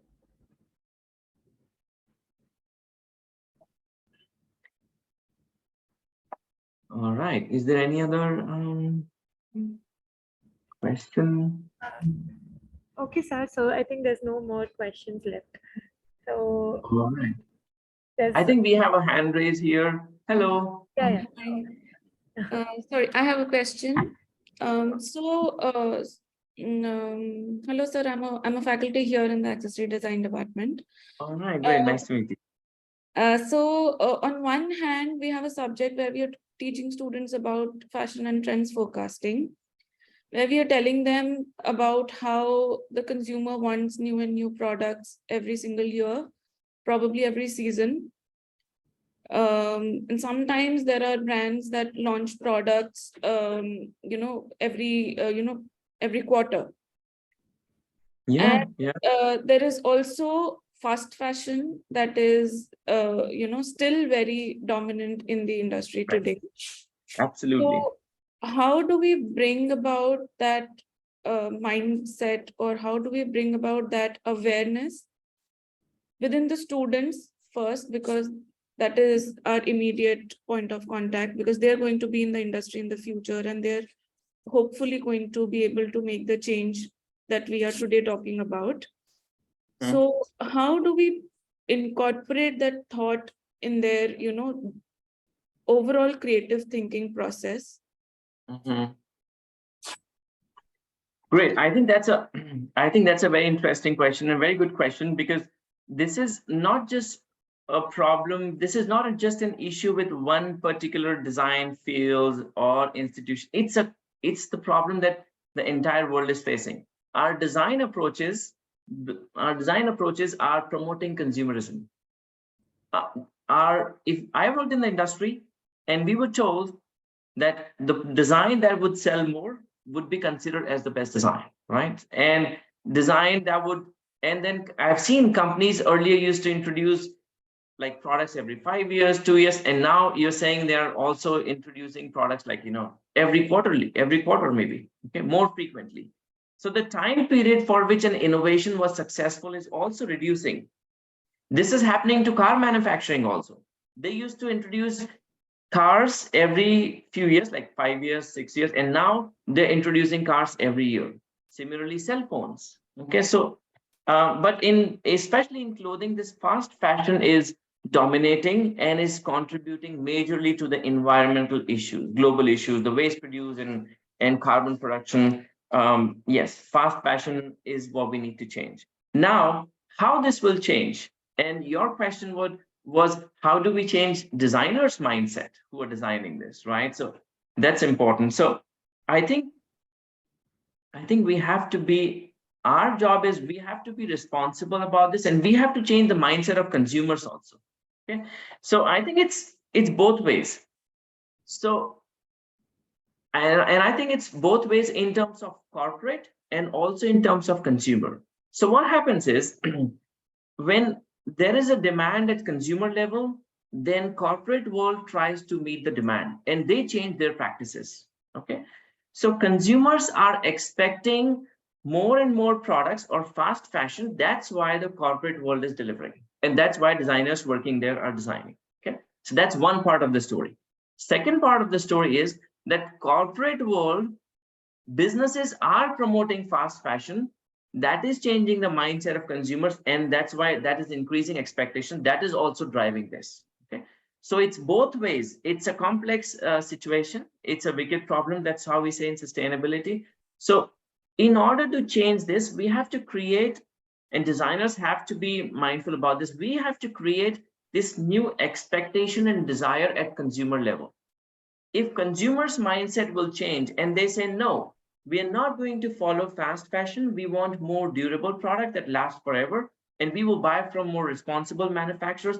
If that expectation is there, then the brands will have to deliver that. They have no choice. They have to survive. And we have seen examples of these. And I want to give a quick example of this is electric cars industry. Okay. The expectation now is consumers are expecting more fuel efficient cars. Okay, and that could be electric, or even in future maybe other forms of innovations. more fuel efficient cars, energy efficient cars that people are expecting. So all companies around the world are working on fuel efficient cars. So hydro cars or hybrid cars or energy or electric cars or solar car, all those. Any brand that's not working on it may lose their market share in future. Okay, so this is a good example how customers' expectation can change the entire industry. So so the question for us is, how would that change? We have to change the mindset of consumers, and the solution lies in behavior change. Also, we have to design products that provides a great experience to the users. That could be, if people like to, for example, they want to have certain dresses, certain clothes for different occasions, and they like to have multiple of those. So can we come up with solutions that deliver the same experience, maybe through sharing, maybe through another kind of model, another kind of solution, maybe designs that could be upgraded, maybe designs that can be returned back in a circular way, maybe renting model. We don't know. I'm not trying to push a solution here, but there could be many solutions that would still deliver the same experience of the fast fashion, but come with a lesser environmental impact. So we can focus on those solutions, and we can also look at changing the mindset of consumers, telling them why something is better and right thing by the environment. And in behavioral science, we say telling people, showing them the consequences of their actions. That is also important. Encouraging them to adopt more sustainable practices. It is difficult, it is challenging, but it is possible. And I think solution lies is a system-based solution and a behavior-based solution. It's not one thing that would change. So yeah, it has to go in multiple ways. Businesses, practices, and behavioral interventions, design interventions, everything will go hand in hand. That would deliver a great experience, meet the expectations of customer, and still be more sustainable. That way, I think it can change. Yeah, but I think this is a genuine problem, what you asked. Okay, this is what we're facing right now. Thank you, sir. Thank you. Yeah. Thank you. Professor Sachikam, can I ask one question, please? Sure, yes. Yeah. So your talk is very interactive. People are asking questions, and it is very scientific, systematic, and thought-provoking. I should appreciate your lecture. My question is related to the mindset of government. We have discussed about the mindset and the views of the users, producers, designers. In some of the developed countries, they don't encourage the repairing of the products. For an example, cell phones, electronics goods, and things like that. Whenever it comes to the repair, they recommend to replace and send those things to the developing countries.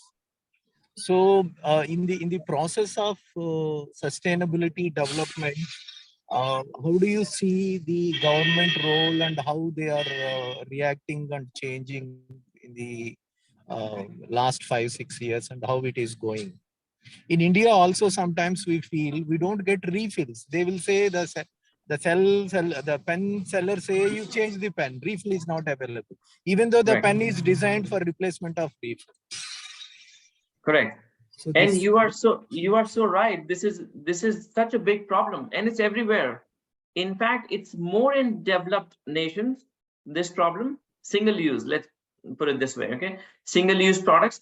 This is becoming a bigger problem there, and even the developing nations, all countries are also blindly following this. So it's kind of becoming a global issue, where products like pen were designed to last for years and years. Now these are designed for single use. Okay, and who is promoting? Companies are promoting, and what they are promoting is on the basis of convenience. They're saying, well, it's easier, it's more convenient for you, just throw it away, buy a new one at the same price. Okay, so corporate world is driving this. We have to be more conscious, we as users, and that's where if users will change, if users start expecting, then the corporate world will change. So that's one opportunity that I see. And second thing that you mentioned here is that government's role. I think now, so what's happening is that especially in the developed countries, companies are promoting more single-use product, and they are not encouraging any kind of repair or reuse.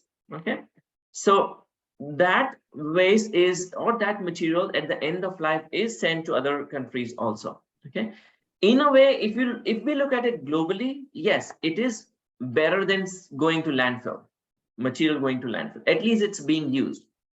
But then that also has a major environmental impact associated.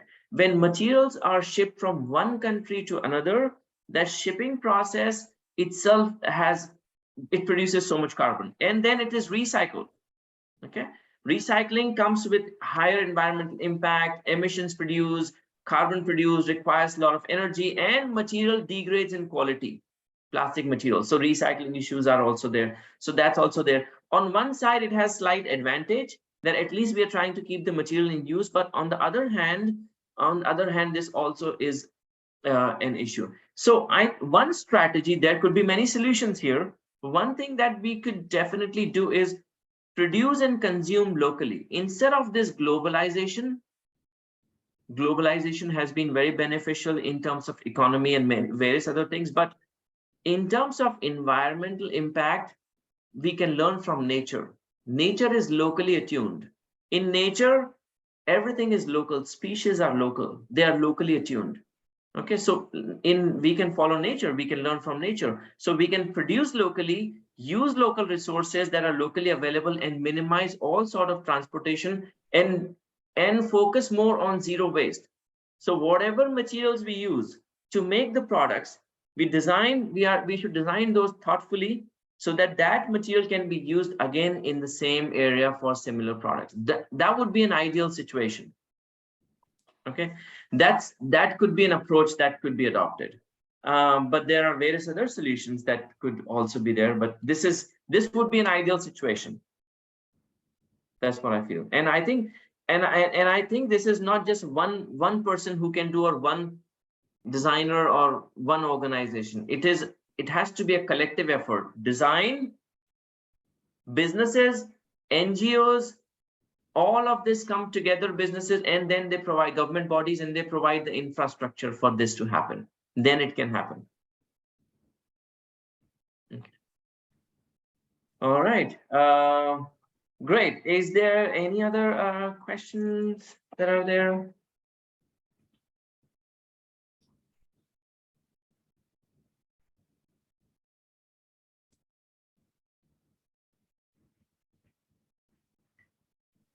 So, thank you, sir. All right. Yeah. Thank you. Thank you so much. I think Harish has a question. Yeah, so Yes, it was a good morning, sir. It was a very good session, very interactive session also. Thank you. And I just come to learn a lot of very useful things about the sustainability. Sir, I got a small question. Like you were talking about like recycling materials, right? Not use of much of virgin materials. So that's a very it's a must for the sustainable thing. So what will be the impact on the quality of the product? So do you think the quality will be remaining the same, or will it have the because the customers are paying the same amount of money? Absolutely. For example, if you take the iPhone, so they are using certain parts for the recycling materials, but still they're paying the premium amount. So how does that? Absolutely. So, so one thing is that first thing, recycling is our last option. The corporate world is teaching us that recycling is the best option. What corporate world says is that, indirectly, that buy as much as you want, just throw it in the recycle bin and you're good. Okay. So recycling has become our guilt-free system, that we keep on recycling and we don't have to worry, we are good. Okay. This is wrong, absolutely wrong. Okay. This we need to change. What we need to promote is buy less products, less material. That is the best approach. Okay. And whatever we have, we use it as long as possible, repair, maintain, upgrade, share, refurbish. Refurbish means sending it to the company replacing that component and selling again. That would be, these are better, much better approach than recycling. Okay. Even if we adopt the last resort recycling, then recycling has a lot of issues, and you mentioned some of those. That one is, if in case of plastic, the quality of when we recycle, the plastic quality goes down each time we recycle. If we have a transparent disposable water bottle, we cannot recycle and make the same bottle again. It will not have the same level of transparency. We have to add virgin material to it. Okay, 50% approximately. Okay, so that's one issue. And then emissions produce, toxin produce, energy required is immense in the recycling process. Okay, so that's there. Now, so the quality goes down. Now it depends on material to material. Metals and glass are endlessly recyclable without degradation in quality. Metal can be any kind of metals and alloys can be melted down and can be used to cast again without any change in the quality. But in case of plastic, the quality goes down. In case of glass, the quality remains same, more or less same. So glass and metal are good to recycle, but plastic may degrade in quality. So when we are thinking about using recycled material in our product, we definitely have to see that it does not degrade in quality. So we have to, companies test the quality of the plastic and materials and see if they have to add virgin material to achieve this certain quality. Okay, so a lot of companies which are using recycled material in their components, they are adding a little bit of virgin material to achieve same level of durability and quality. Yeah, so that's there. But ideally, yeah, we want, if customer is paying, they would expect the same quality. So that's the thing that's there. So we can see, like, I see a lot of design opportunities here. We can minimize the use of plastic and increase more materials that are recyclable easily, endlessly recyclable. Okay. Another approach is biopolymers, bioplastic, plant-based plastic. Instead of fossil fuel-based plastic, if we use bioplastic, plant-based plastic, and if we organically recycle them, organic recycling means not melting them down. Organic recycling means composting. When those plastics are composted, it turns into fertilizer, like a soil conditioner, and that can be used to grow plants again. And then those plants can be used to make plastic again. So we have so many biopolymers these days made from sugarcane, cornstarch. They have similar level of durability, quality. We can use those. For example, the phone cases nowadays we are getting. Some companies are manufacturing phone case. For example, Granular Gear, various other companies, Pella, they make phone cases from biomaterial that would biodegrade in 3 months if we put it in home compost. Okay, so biomaterials is another solution in future for us. Yeah. Thank you. Great. Thank you so much. All right. Anything else that we? Hello, sir. Hello. You cannot be mute. Hello, Professor Sharma. This is Preetha Hussain. I'm a faculty here at in NIFT Delhi. And thank you so much for your very insightful talk. And I just wanted to, talk about an experience that I had while teaching packaging design, where, we discussed packaging and life cycle analysis, and, this entire,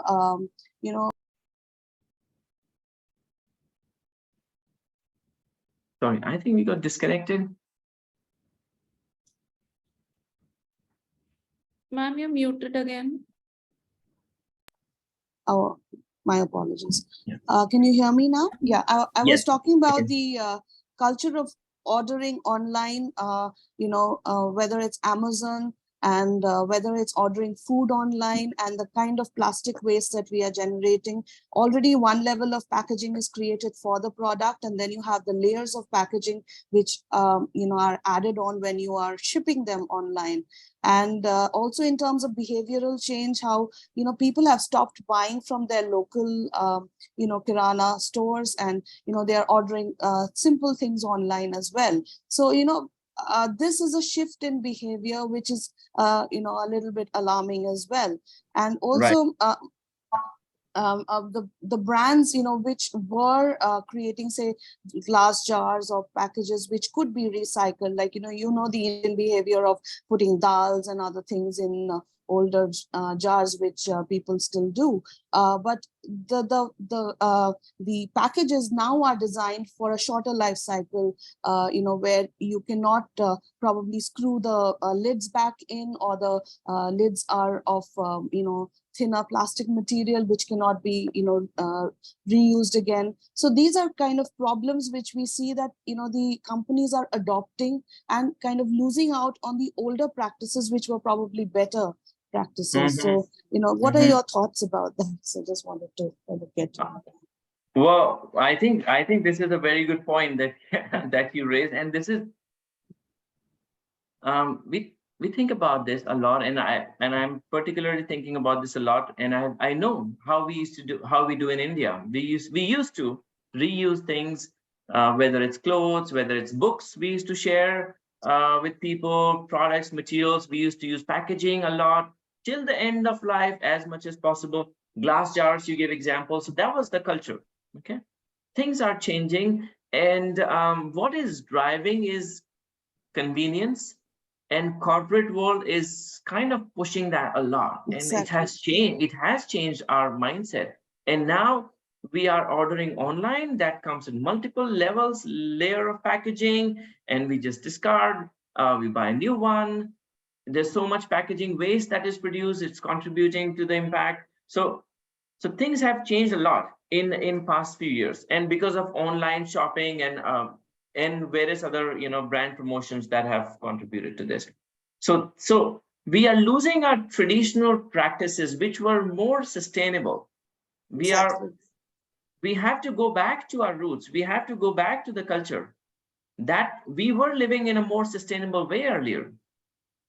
We have to go back, and there is no option. We have to, and so what we can do is, and I think we have transition here, we have to go back, but on other hand, we have to keep in mind, like from design perspective, is that if people are more used to this convenience world, what can be our solution so that people still get the same experience, same level of convenience, but we come to a least environmental impact or zero waste or negative impact. Okay, so there is no option here. I think we have to go back and adopt those practices. And how to do that? Well, the solution lies there. Again, multiple solutions. We have to change brands, practices. Some brands are becoming very conscious. We call them purpose-driven brands. Okay, and there are some brands that are learning to be very sustainable. Okay, I'm giving an example. I went to a company recently for a field trip. It took students. There's a company called that manufactures carpets for houses and offices, and they are adopting biomimicry based approaches and they are working very hard to reduce the environmental impact of their product. And they have produced their first carbon negative carpet. That means a carbon negative carpet means the more carpet they make, the more carbon they're drawing. Okay, so it's the more carpet they make, it's better for the environment. So world's first, and we were able to see that. And it took them 20-25 years to reach to that level. They had to improve every process, every inefficiency that was there, they had to cut down. To an extent that even the landfill produces methane gas. They were drawing methane gas from there and using in their plant for manufacturing. So that they had to make endless changes. They had to pay their sales team to collect every carpet back after use, and they were using in their system again. So they had to adopt all these practices. And then finally, 2 years ago, they were able to make the first carbon negative carpet. So it takes time for them, but it is challenging for the businesses also. Okay, so what I'm trying to say is that there are issues on all sides. It is difficult for businesses also. It is now, we are so used to it that it's difficult for us also. So we have to think about solutions in which it's beneficial for business also, it's convenient for the users also. So we have to come up with more system level solutions. And I think behavior change, design for behavior change approaches can play a very important role in here. Maybe someday we should do a session on behavior change approaches. Yes, that How would be great. designers can use behavior change approaches. Yeah, and there are so many approaches, and those are easy to adopt. It's not very difficult. We can adopt those principles and strategies to change consumers' mindset. And then if consumers' mindset would change, the corporate world has to change. Yeah, so I see that, but I would love to see our, going back to the culture and, previous ways of doing things and reusing things. That would be great. We should cherish our culture. It's very important. Yes, thank you so much for your response. Thank you. Thank It's you. great to Thank talk you. to you. That was very, very relevant question. Great. Hello, sir. Yes. Yeah, so I was just wondering, is it enough to just come up with sustainable design, or should we go beyond sustainability and start thinking about regenerative design? Definitely. So I think, yes, we should. We should think about how we can minimize the impact, how we can design in a more sustainable way, how we can adopt sustainable strategies. And then we should go beyond that and actually think about how it's going to be even beneficial, not just less harmful, but something that's more beneficial for the environment and society. So we should, and I do encourage, and I would suggest, all designers to think about it. Yes, definitely. And there are so many approaches that we can adopt in doing that. So, so those could be useful, those tools, those strategies.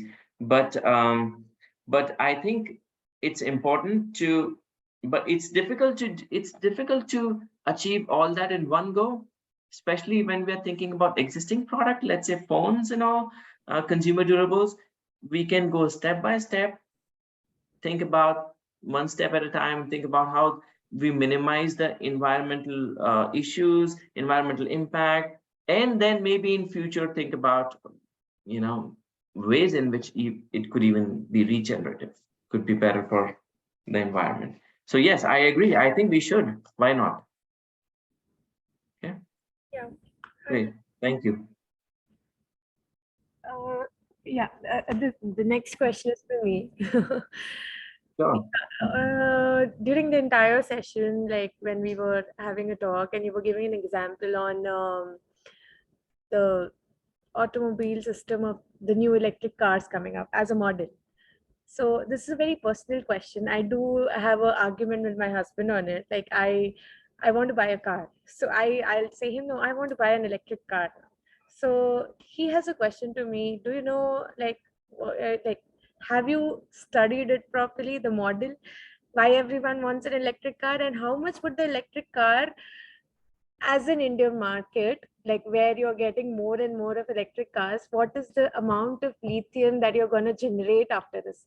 So my question is, when you're accepting new model, like accepting a new change, do we think what kind of another impact we're going to generate on the environment? Because that was a question raised by him, and he always says me that even then I'm fascinated by going with a green vehicle, automobile, but he doesn't supports the idea, and he kinds of wants me to think about the other aspect of it. You're paying like 2 times extra on an electric car, you're gonna drive it for another, so the wear and tear of the battery is another 5 years, you're gonna get a new battery, and the amount of a new battery recycle, you don't know the effect of it. So, my question is like, when we adopt to a new model, what kind of impact is certainly unknown to the market, unknown to the masses, unknown to, the environment, what is going to create? Like, what would you like to say on that? Yeah, okay, great. I think that's a that's a very relevant question, and we all have those questions in mind, that when we are making a decision, are we doing right thing by the environment? What about this aspect? What about this aspect? What about end of life? What about battery impact? What about energy? All those. So we have a lot of questions in mind, which we have two options, A and B. Which one is better by the environment? Which one would be good for the environment? So we think about all those questions, okay? And we all have those questions in mind. And it is unfortunate that we have the answers, but it's unfortunate that those answers are not provided to us at the point of decision making. Okay, the answers are there. Science has the answers.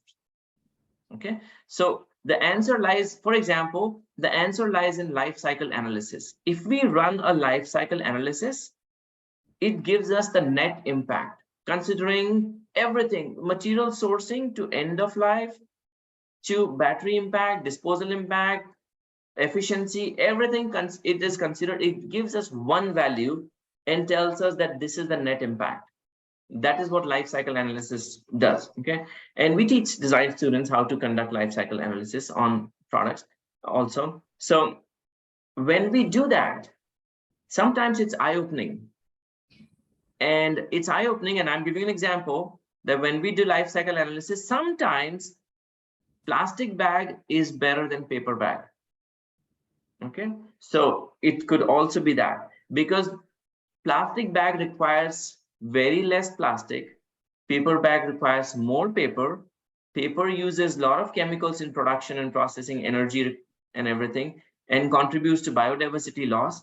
And when it comes to functionality measurement, a plastic bag can hold more weight than a paper bag, and plastic bag can be used more number of times than a paper bag.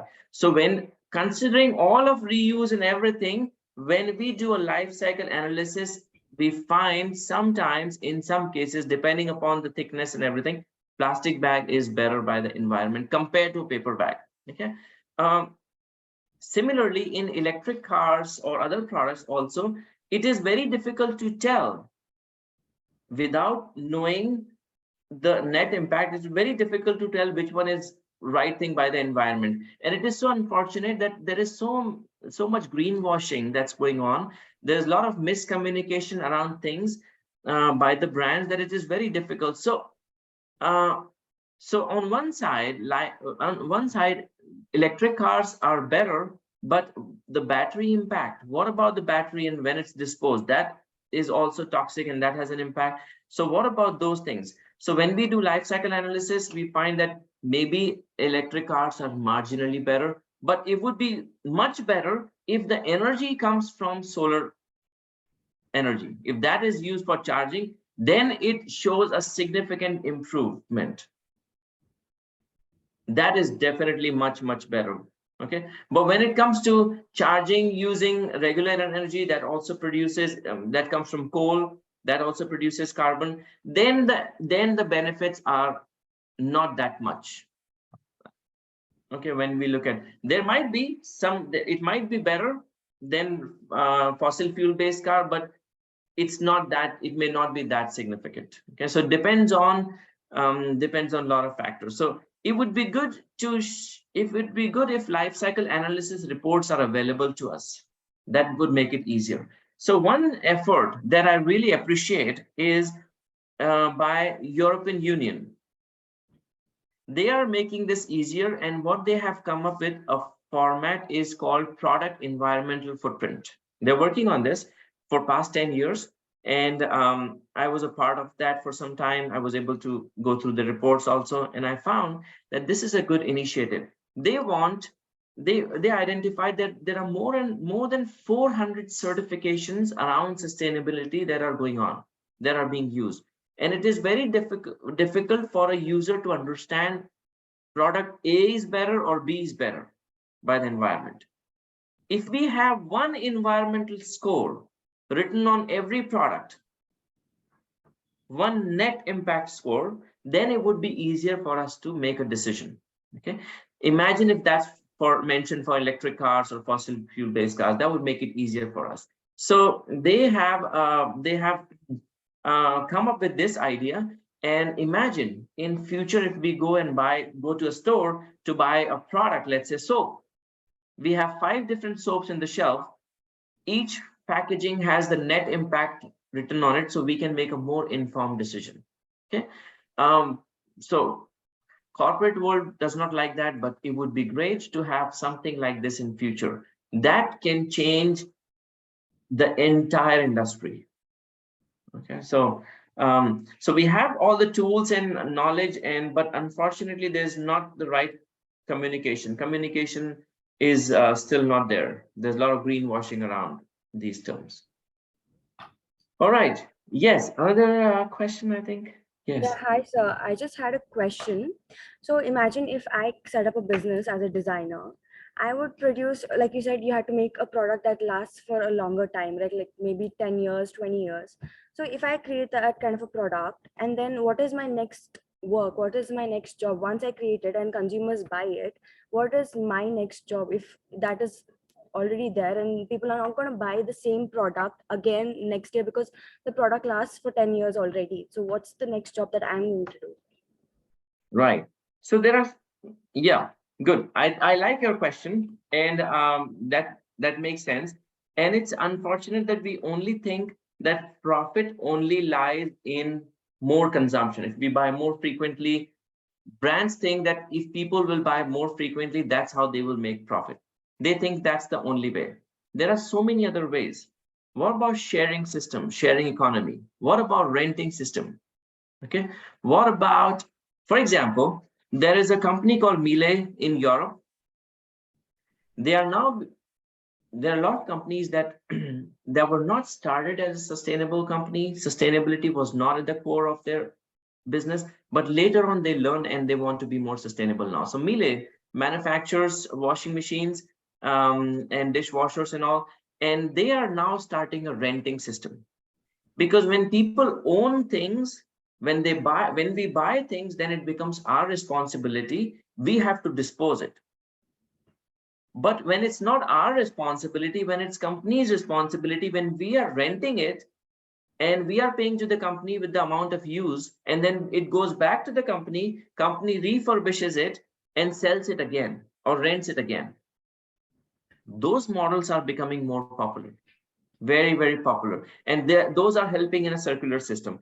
And if we design products that would last forever, then those could be refurbished, repaired, upgraded, and that way those could be last forever. Then opportunities in upgrading, opportunities in repairing, opportunities in refurbishing, component manufacturing, those are always there. Those are there. Those could be possible opportunities for making more money.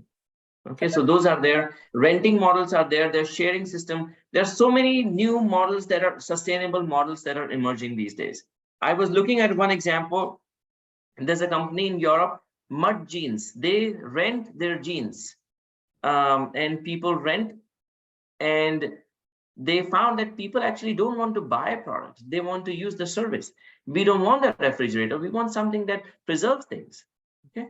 And then after 3 years, 4 years, when we want to move, it's not a responsibility. Brand takes it back, and then we are hassle-free. It's easier for us. So jeans are also being rented now. Okay. So I see that this is also opportunity for businesses. When they make good quality product, Patagonia is making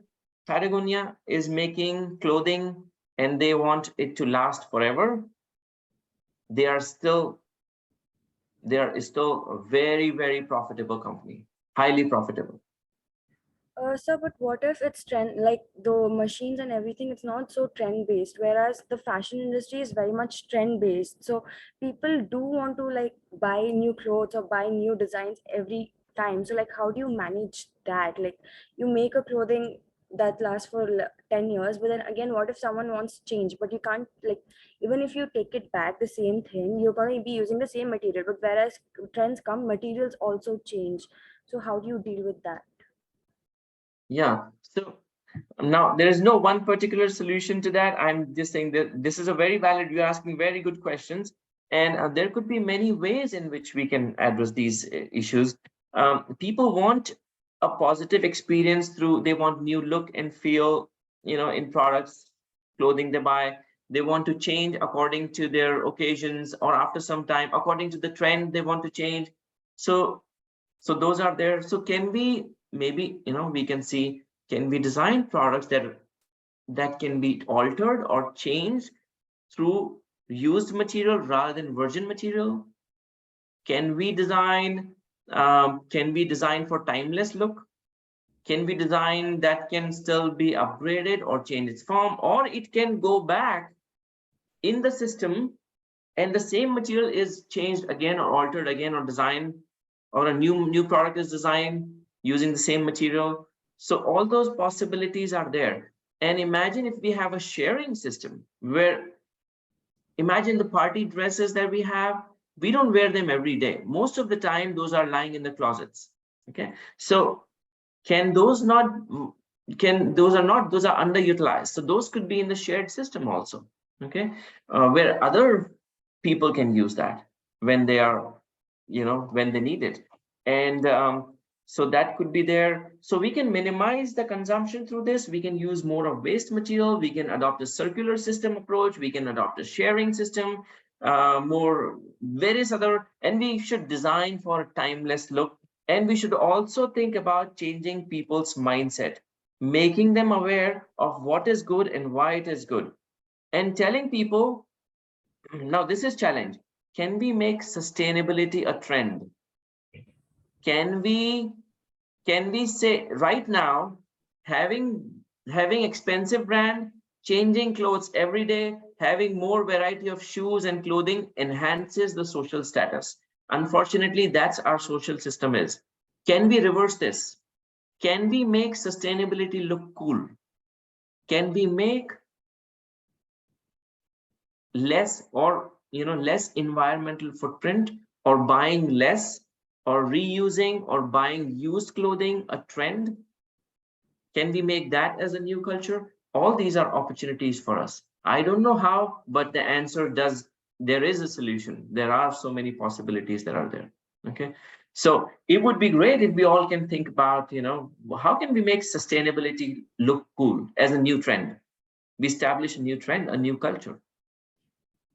Okay. Thank you, sir. Great. Thank you. You're asking great questions. I like it. Any more questions? Everyone present online, I hope you don't have any other questions. So students over here don't have any other questions, and I am pretty impressed with what insightful knowledge you have given us, Professor Satyakam. I'm really enjoyed it thoroughly. So we have a student who want to have a vote of thanks. So I think it was great to have this. Thank you from my side. Yeah. Great. Thank you so much.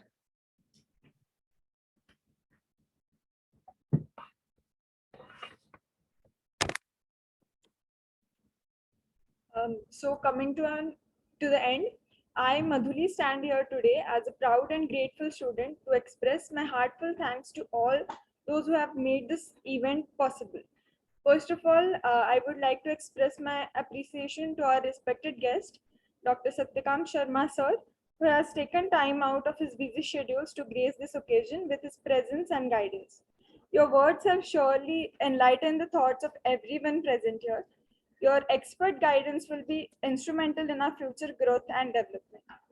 I would also like to extend my gratitude to our director, Mr. Vijay Kumar Mantri sir, CC Mr. Kishore sir, Mr. Chiranjeevi Reddy sir, and all the respected faculty members present here and also virtually, who have been our guiding lights, imparting wisdom and knowledge to us and nurturing our talents.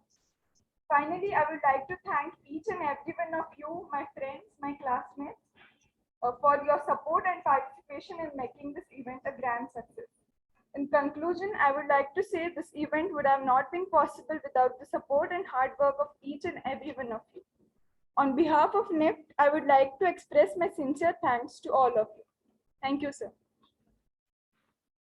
Thank you so much. And I want to thank everyone for joining this session. It was a pleasure. It was a pleasure meeting you all, talking to you, and I hope we will continue this in future also. I really enjoyed the kind of questions that you were asking. It was so relevant. These are the things that we always discuss here in the program also. So yeah, feel free to reach out. You have my email IDs. You can join. You can add me through LinkedIn.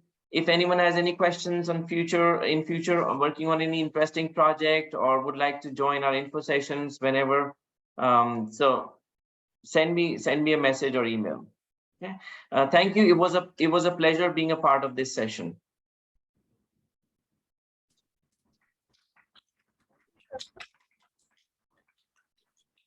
Thank you, sir. All right. Thank you.